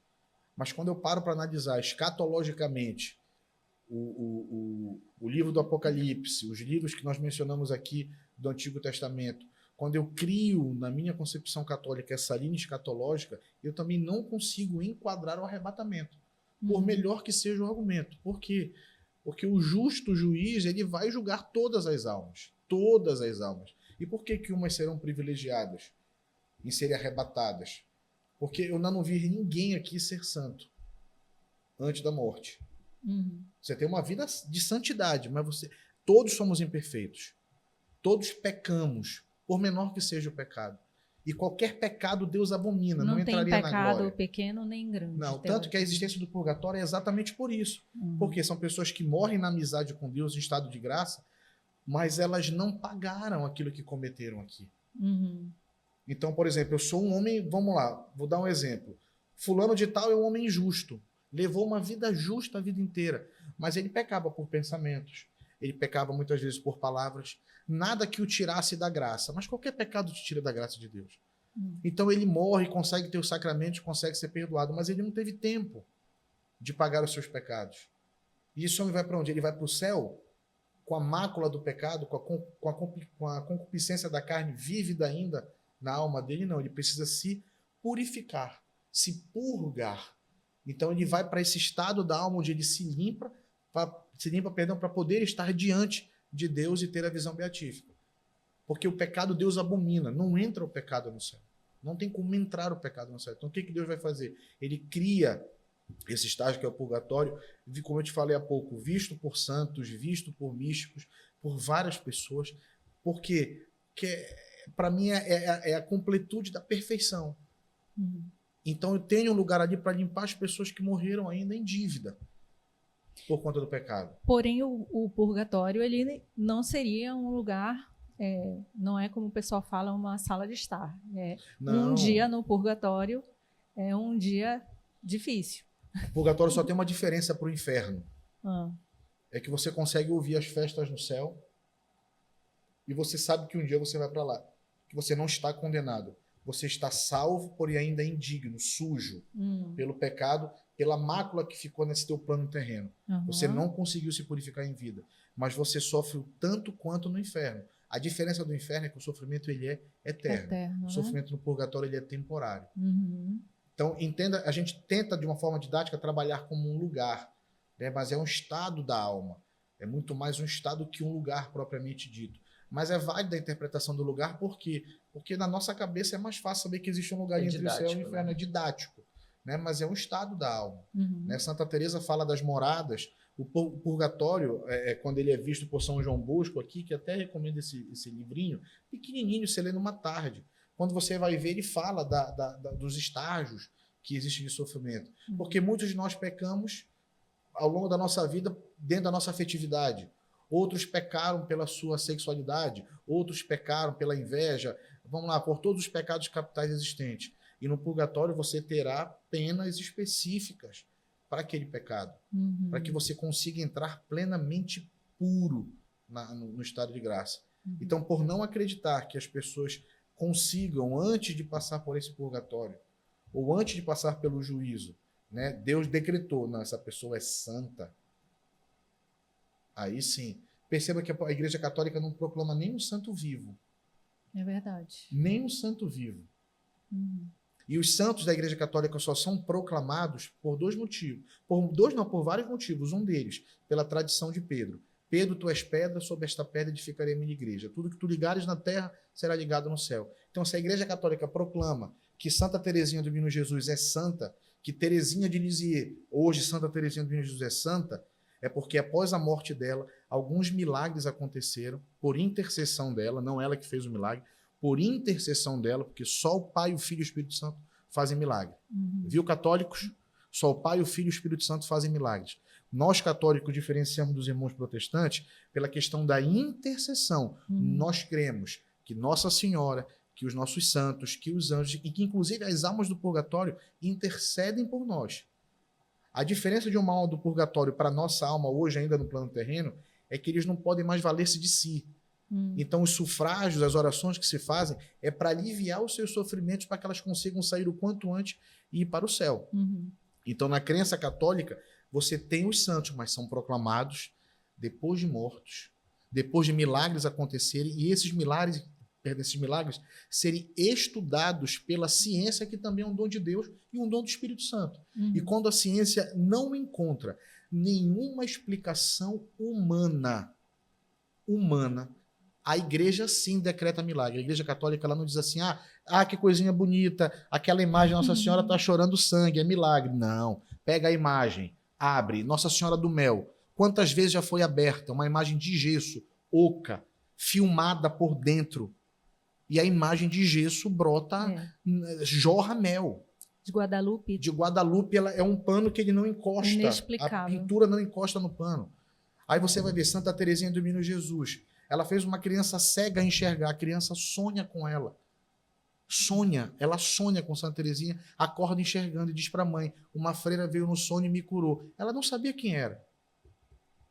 E quem era essa freira? Era Santa Teresinha. Ela reconhece num quadro. Ela diz, olha, foi essa freira aqui do quadro que me curou. Então, esses milagres, quando isso leva anos, gente. Não é do dia para a noite. A Andréa morreu, eu pedi um milagre, aconteceu uma graça. Mas quem me garante que foi? Não, as confirmações de Deus, elas vêm.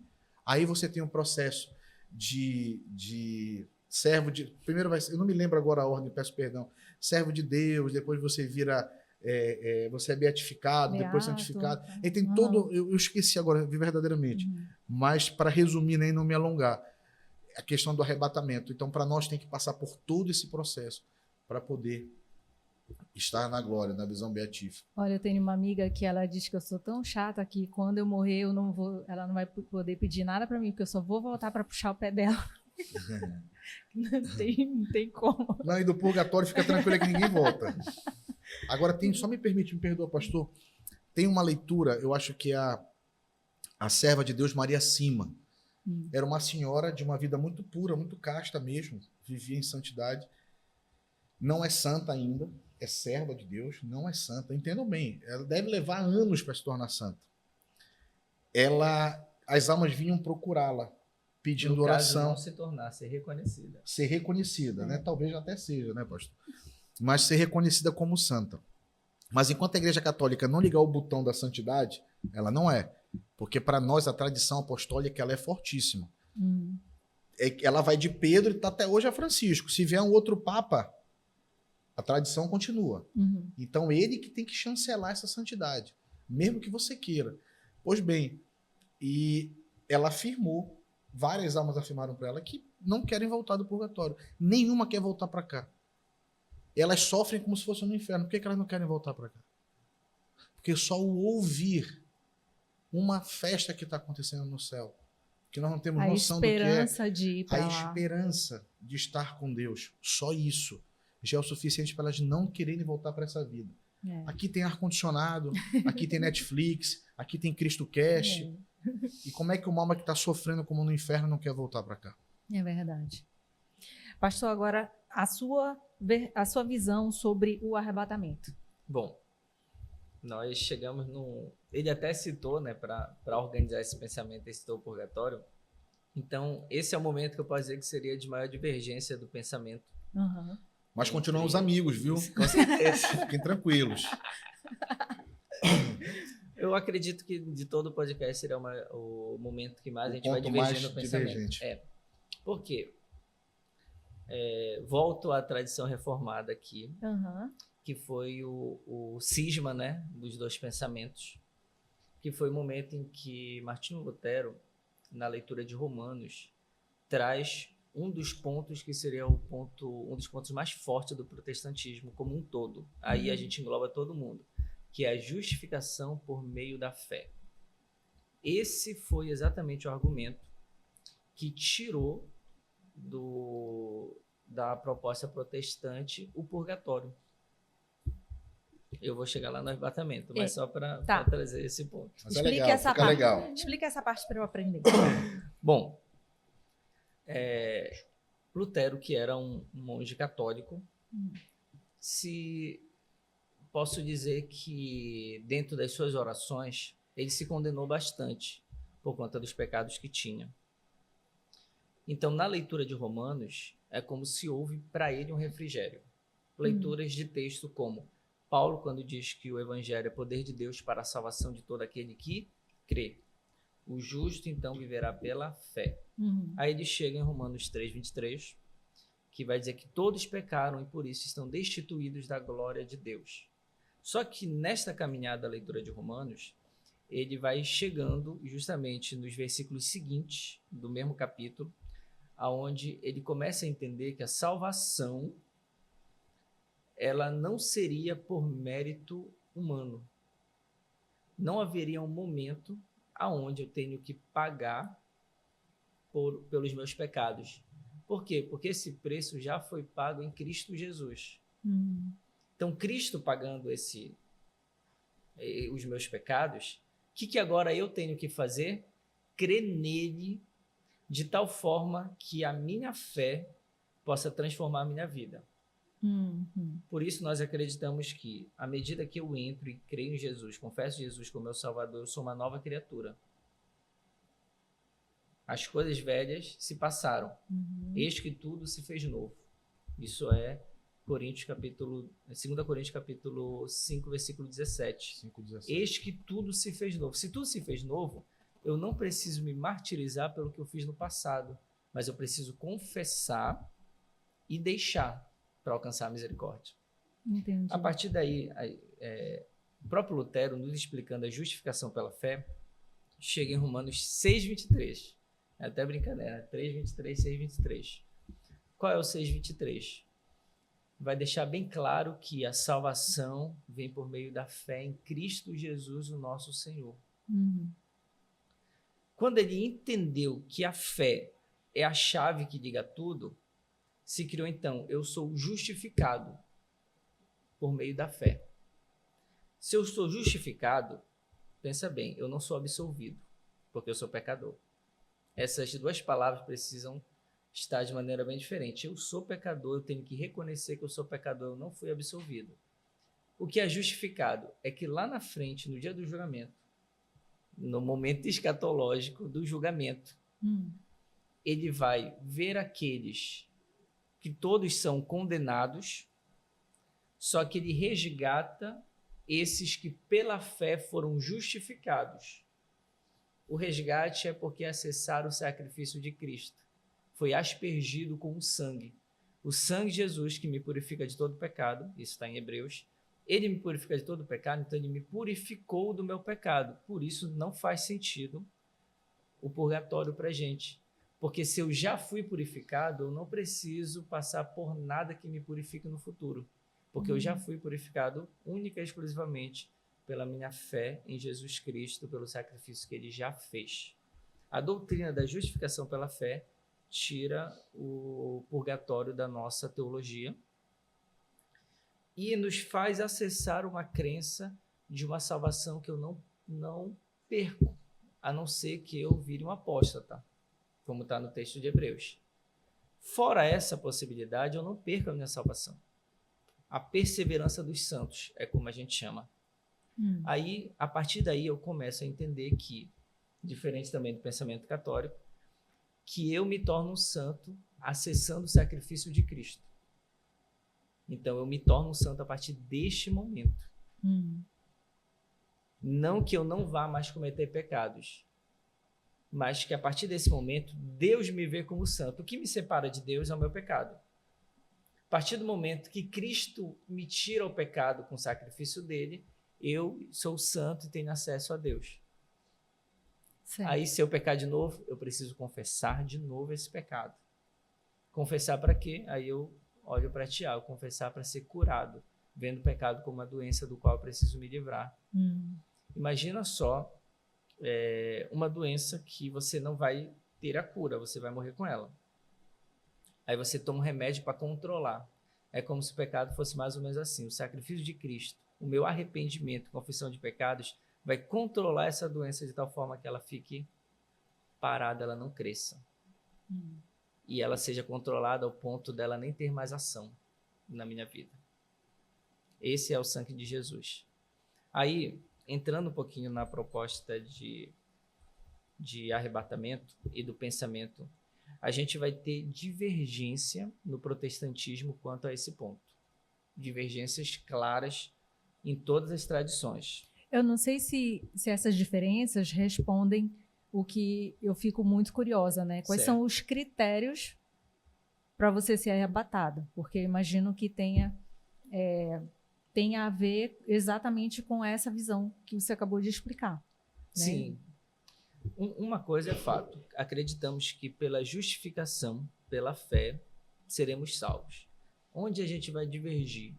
A gente vai divergir nesta maneira de chegar a Cristo concernente ao fim dos tempos, que seria o arrebatamento. Tem um texto que eu acho que seria interessante a leitura, que é o texto que baseia quem acredita no arrebatamento. Porque ele cita essa palavra. Estou procurando aqui, 2 Tessalonicenses, que é um texto bem citado quanto a esse tema. 1 Tessalonicenses capítulo 4, a partir do verso 23, a partir do verso 13, diz assim: Irmãos, não quero que ignoreis o que se refere aos mortos. Eu acho interessante o grego, a escrita desse texto em grego, porque ele cita a palavra dormem. Porque em muitos momentos Paulo cita os que dormem como os mortos. Por quê? Porque ele acredita firmemente que a morte é eterna. Paulo ele cita dessa forma em muitos textos, que apenas dorme, por quê? Porque não é morte, é uma espera. Então, a partir dessa ideia, quem morre no tempo presente, ele, na verdade, como ainda não houve o julgamento, ele está no estado apenas de espera. E esse pensamento desse estado de espera para um tempo futuro é o que nos faz não conseguir ver pessoas que morreram como intercessores. Porque eles também estão aguardando igual os outros que morreram. Continuando o texto aqui. Não quero que sejais ignorantes, para que não fique triste como aqueles que não têm esperança. Se cremos que Jesus morreu e ressuscitou, assim também os que morreram em Cristo,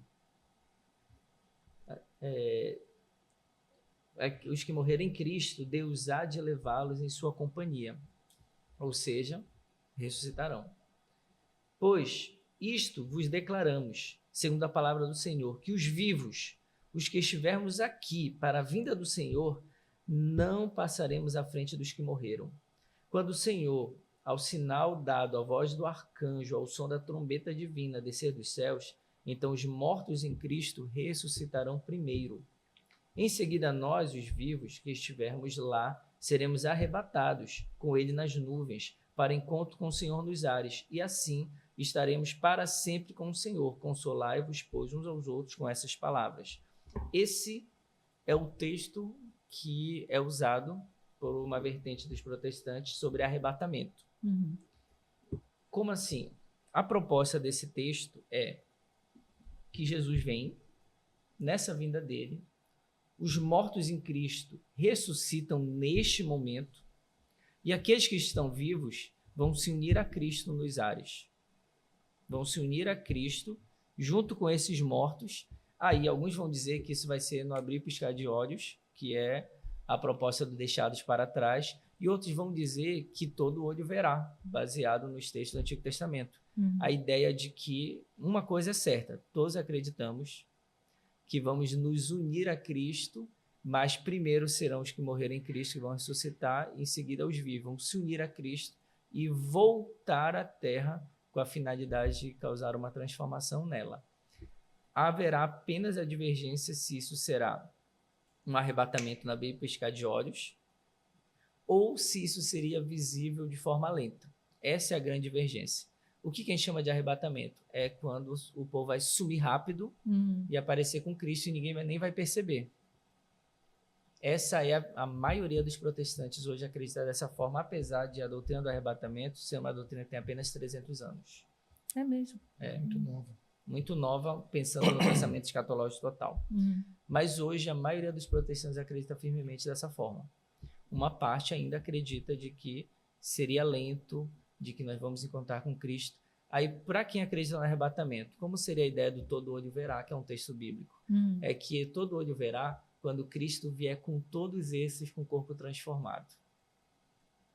Que seria um momento pós-grande tribulação para vir para a restauração de todas as coisas. Entendi. Será que eu fui Não, claro? entendi. Todo mundo entendeu Sim, bem? com certeza.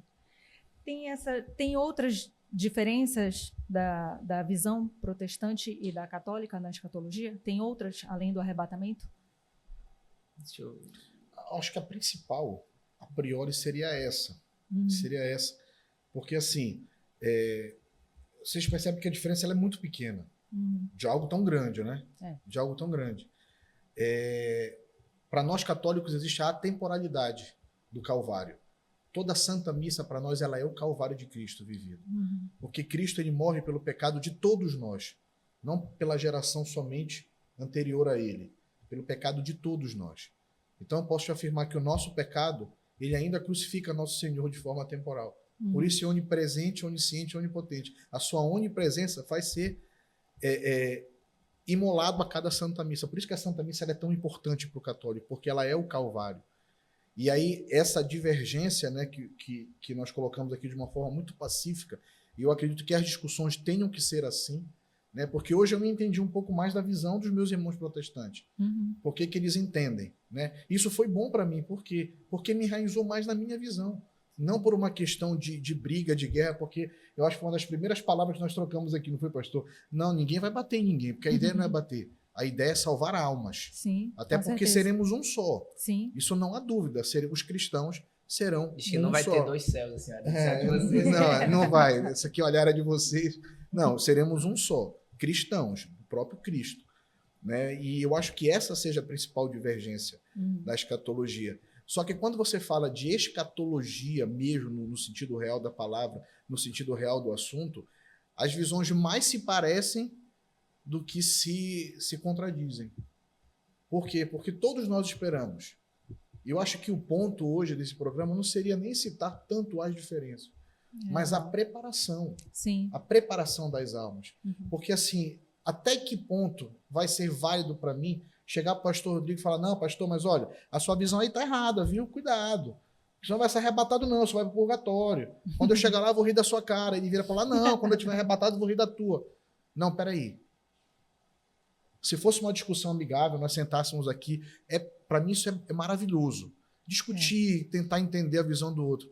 Mas a minha preocupação é, como não sabemos o dia nem a hora, por eu acreditar que já estamos vivendo as dores do parto, quantas almas, além da minha, além das nossas aqui, Deus vai nos permitir ajudar a salvar. Exato. Então a escatologia ela existe. É um estudo do fim dos tempos. Os fim dos tempos estão às portas aí, ó. Sei que não pode bater na mesa, mas batendo. Estão aí. Já tá batendo. E agora? O que nós vamos fazer? Vamos para a parte prática. O senhor falava tanto disso no início, né, pastor? Tem que nos mover a mudar alguma coisa agora no nosso presente. Sim. Mas essa conversa aqui principal é isso, é ver que nós temos, apesar de ter algumas divergências, no final a gente vai chegar à mesma conclusão, né?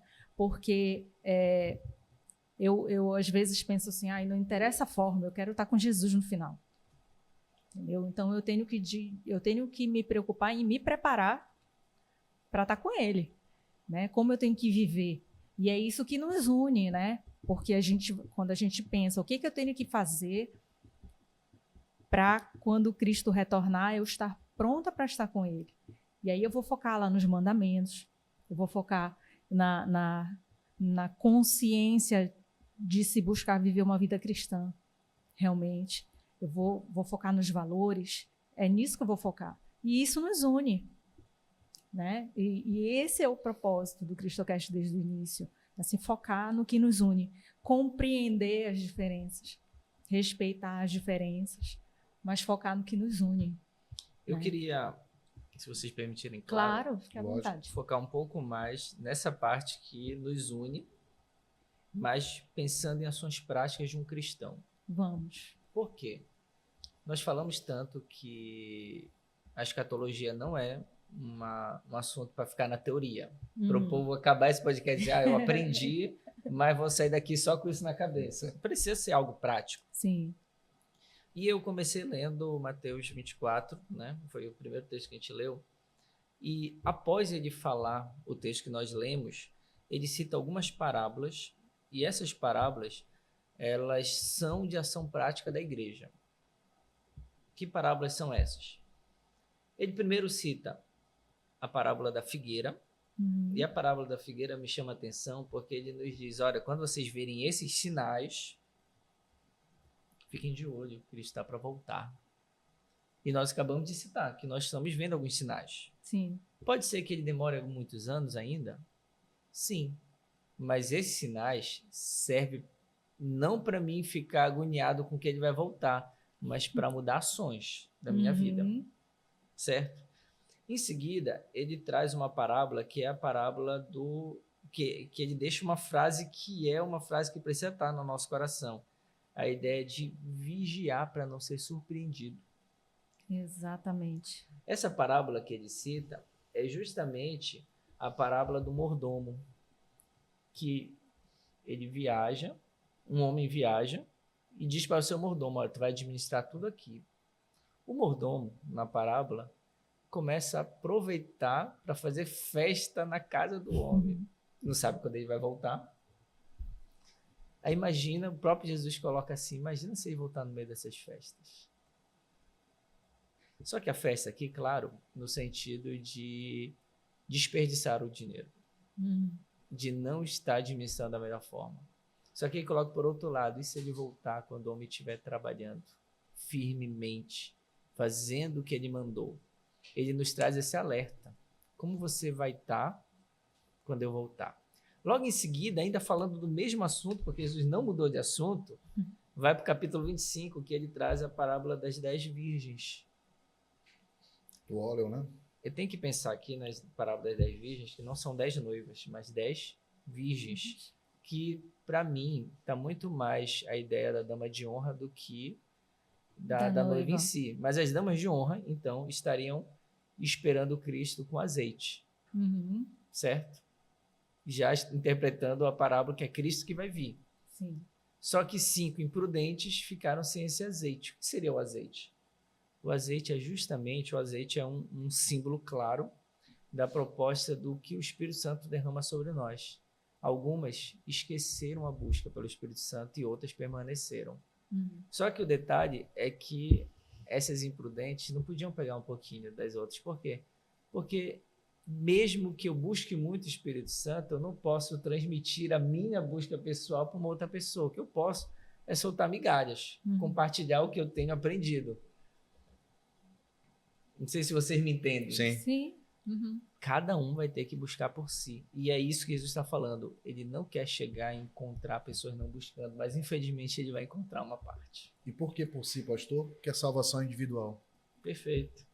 Aí entra, logo depois, a famosa parábola dos talentos, em que vai ter aquele servo que enterrou, não cuidou daquilo que o Senhor entrega a ele. Por medo.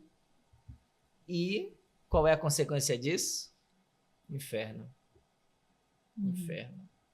Só que essa parábola traz uma visão, porque ele diz que não fez porque tinha medo do que o Senhor ia falar. Ou seja, e para mim tem tudo a ver com o tempo presente, né? Total. Quantas pessoas não Totalmente. fazem certas coisas por medo de Deus, então não entendeu quem é Deus. Não entendeu quem é Deus. E a proposta é totalmente contrária. Quem entende quem é Deus, trabalha para Deus. Trabalha com Deus. Uhum. Você está entendendo? Quem entende de verdade faz isso por prazer. Sim. Não é uma coisa que foi imposta, tu tem que fazer e pronto, vai lá e faz. Uhum. Há um prazer nisso. E nessas parábolas... O Tiago que trouxe aqui para a gente. Ah, é? Parábola do arrebatamento, Mateus 24, do 40 a 42. Ah, querem que eu faça essa leitura? Eles pediram. Mas só para fechar, Sim. no 25 ainda, ele vai falar sobre esse último julgamento. Uhum. Perceba que tudo está ligado a ações práticas, concretas. Exato. Como é que um cristão precisa esperar a Cristo? Sem parar de buscá-lo, fazendo o reino de Deus crescer, sabendo que ele pode vir a qualquer momento, está preparado em todos os momentos. Isso aí é algo claro.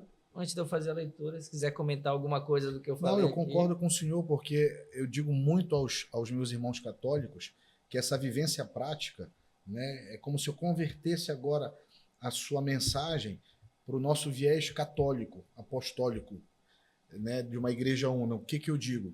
Para você esperar bem a vinda do Cristo, tenha o quê? Uma vida sacramental, a busca pela Santa Eucaristia, pela Santa Confissão, pela unção dos enfermos, viver bem os sacramentos, ter uma prática plena das virtudes no seu dia a dia, virtude da ordem, virtude da sabedoria, virtude da oração, praticar as virtudes no dia a dia, praticar o perdão, sendo realmente um Cristo para o outro, ajudando, que muita gente gosta de dizer assim, seja como Cirineu para o seu irmão. Não seja como Cristo para o seu irmão. Ajude seu irmão a se salvar. Porque Cirineu foi empurrado pelos soldados. Não partiu do coração dele. Eu vou parar porque aquele homem está sofrendo. Não, vai lá e ajuda. Não, seja como Cristo para o seu irmão. Então, eu concordo plenamente. Se a escatologia que foi trabalhada hoje não nos levar a uma mudança prática, e volto no que eu disse no início, não para causar em nós um terrorismo espiritual. Meu Deus, está chegando, meu Deus, está chegando, está chegando. Porque esse não é um pensamento do cristão. Seja ele católico, seja ele protestante. Não é um pensamento. Nosso pensamento em relação ao final dos tempos deve ser um pensamento de alegria, de louvor, de gratidão, porque nosso Senhor vai voltar por nós, uma expectativa. Como será? Vai ser lindo, vai ser bonito. O que nós vamos vivenciar ao longo disso? E pensar também onde eu quero estar. Exato. De que lado eu quero estar. E eu quero estar com Cristo. Pastor, eu tenho total certeza que quer estar com Cristo. Tu também. E você, quer estar com quem no dia? Mas o preço a pagar é alto. É você renegar o pecado, é você renegar os prazeres do mundo muitas vezes, é você sair de uma vida pecaminosa e se converter. O cristão, hoje, no mundo moderno, precisa nada mais, nada menos do que conversão. Se você não se converter, você não verá o Cristo. Perfeito. E então, passamos para... o Tiago que fez essa... É o Tiago que trouxe essa cola para a gente. Uma perguntinha, quase isso. O Tiago está pedindo aqui para a gente fazer a leitura sobre a parábola do arrebatamento. É isso que está escrito aqui. Que seria Mateus 24, do 40 ao 42. Diz assim, vou fazer a leitura aqui. E, estando dois no campo, um será tomado e o outro deixado. Estando duas mulheres moendo no moinho, uma será tomada e a outra deixada. Vigiai, portanto, porque não sabeis em que dia vem o nosso Senhor. Bom, essa é uma fala muito citada pelo povo que acredita no arrebatamento, de que isso seria um indício de como seria esse arrebatamento. Só que os que não acreditam no arrebatamento vão explicar basicamente que esse texto vai ser uma explicação do próprio Cristo de que nem todos serão salvos. Isso está dentro de uma parábola. Perceba que eu quis mostrar as duas vertentes do protestantismo quanto a esse ponto. Particularmente, eu acredito mais na ideia de que esse texto aqui está me dizendo que nem todos serão salvos. Mas, só para trazer a proposta citada pelo Tiago, é um dos textos mais usados para por aqueles que defendem a proposta do arrebatamento. Pastor, eu arrisco dizer que eu acredito também que nem todos serão salvos. Arrisco dizer. Eu tenho certeza. Por que existe o inferno? O inferno é a prova real, cabal, de que nem todos serão salvos. Uhum. Se todos fossem salvos, não haveria inferno. Você pode até divergir do purgatório. Eu compreendo essa divergência. Após a reforma protestante com a saída de Martinho Lutero da Igreja Católica. Eu compreendo. Agora, o inferno, não há como. Não há como. Uhum. Porque você consegue compreender que o próprio Lúcifer e seus sequazes estão num lugar tranquilo? Os primeiros apóstatas estão num lugar tranquilo? Não, então nem todos serão salvos. Todos poderiam ser salvos. Os que ainda restam podem ser salvos. Mas depende da tua caminhada, da tua conversão individual. E muita gente hoje espera a conversão que a conversão venha do outro. Vou me converter quando outros se converter, vou me converter quando a igreja se converter. Não, a preocupação ela é individual. Porque a salvação ela é individual. Eu acho que a gente abordou vários temas, assim, acho que é muita coisa já. É muita coisa, assim, mas faria mais 2 horas de conversa aqui, porque tem muita coisa ainda, né? A escatologia é impressionante, porque quanto mais a gente conversa, mais tem coisa para se conversar, né? Para se descobrir, para se estudar, para se pesquisar, enfim, é muito, muito interessante, realmente. E eu acho até que dava para a gente fazer um programa só falando do que está acontecendo hoje no mundo, não é? Tem muita coisa sobre assim, esses sinais sobre de termos mais sinais escatológicos, né? Tem muita coisa acontecendo e eu acho que dá um programa inteiro só Senti disso. Um cheiro aí de número 2, pastor. Um cheiro, o Thiago tá me fazendo sinal ali. Mas então, eu acho, inclusive, que merecemos um número 2 sobre isso. Mas antes, falando em sinais, assim, acho que faltou abordar uma outra diferença, porque depois a gente já deu um spoiler aqui falando do que nos une, mas eu ainda quero abordar também a questão das aparições de Nossa Senhora, que para a doutrina católica também são muito importantes, né? Especialmente agora nessa parte na visão mais atual, né? Mais moderna também, das profecias de Nossa Senhora também. E não sei se eu vou estar me fazendo compreender na pergunta que eu quero, mas assim, também tem a visão de que Maria foi a nova Eva, não é isso? E isso está ligado com essa visão na escatologia?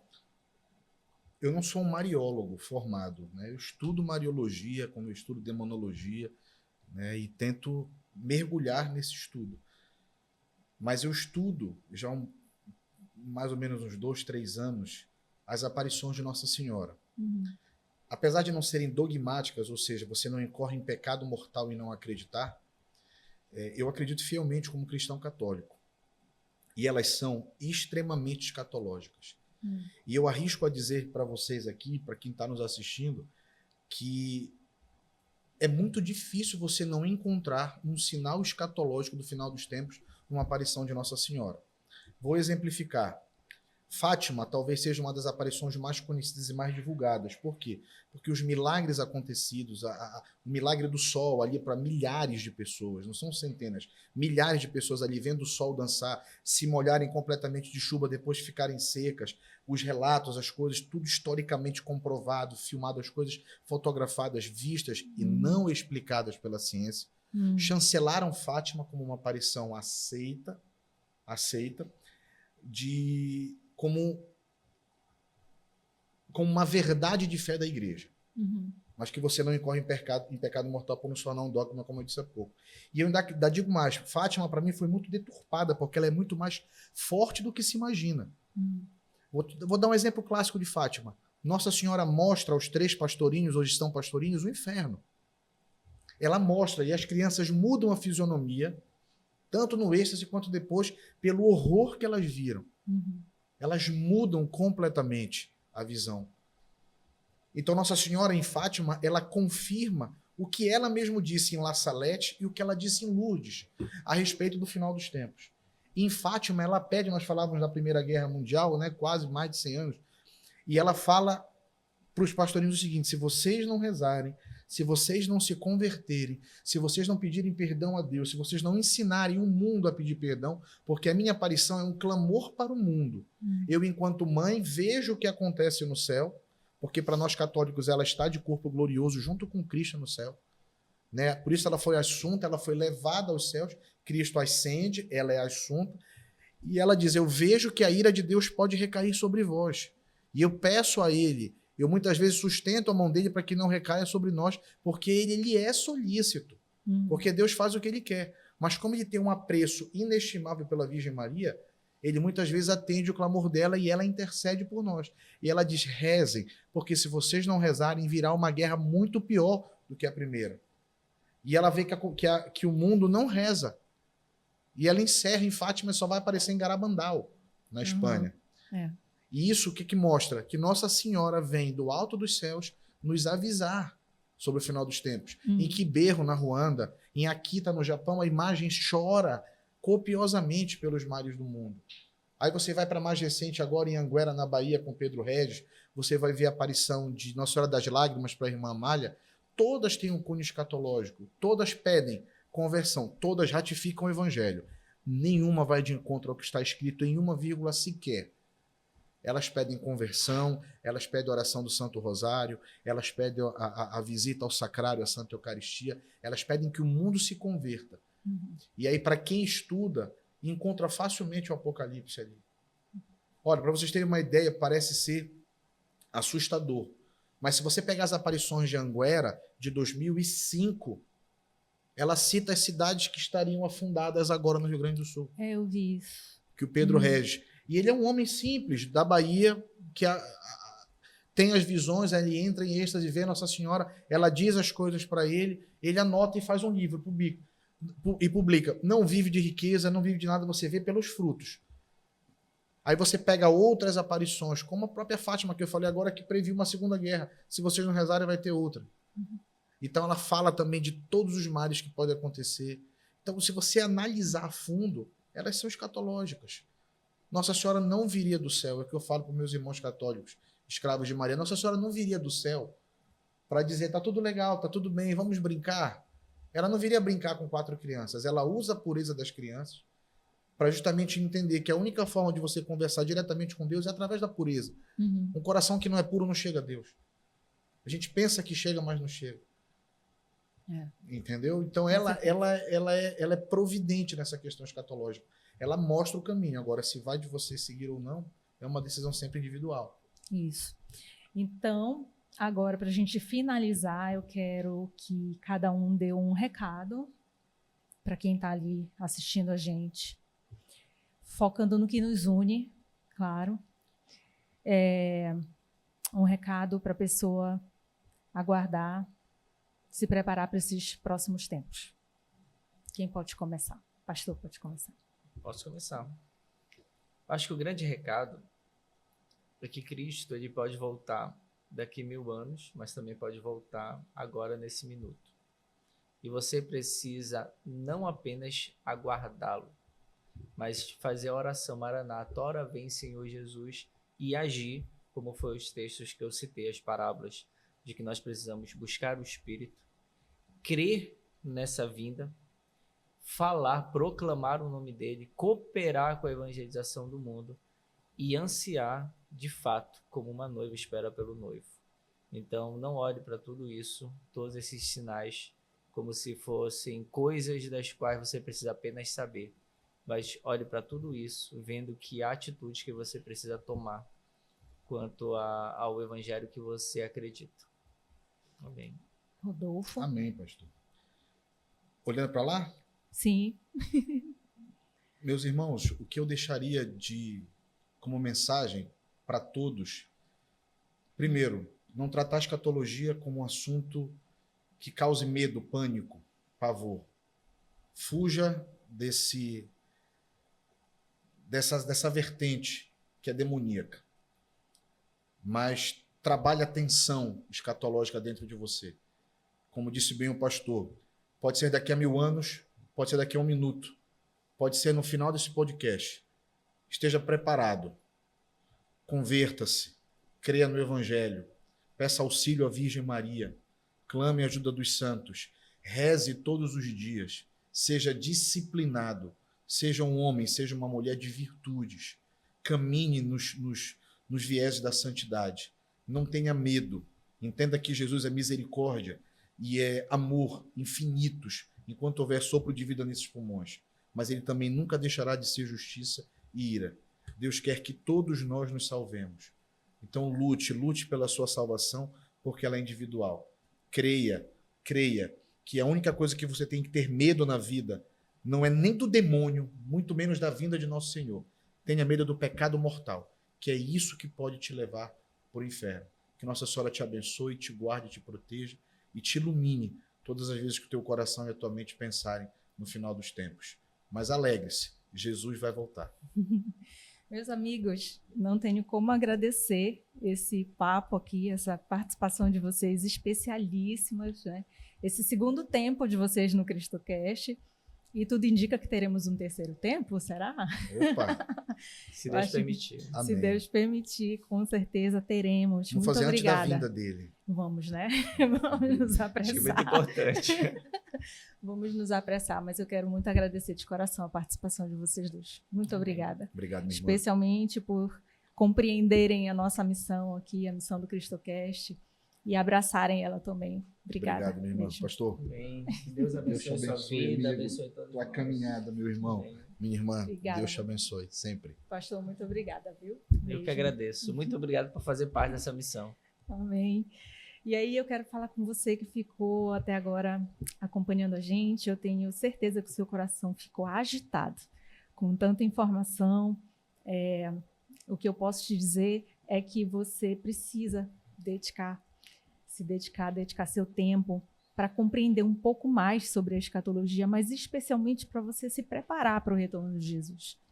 Isso é o principal. Compreenda o que você precisa fazer, compreenda o que ele espera de você enquanto filho, enquanto filha.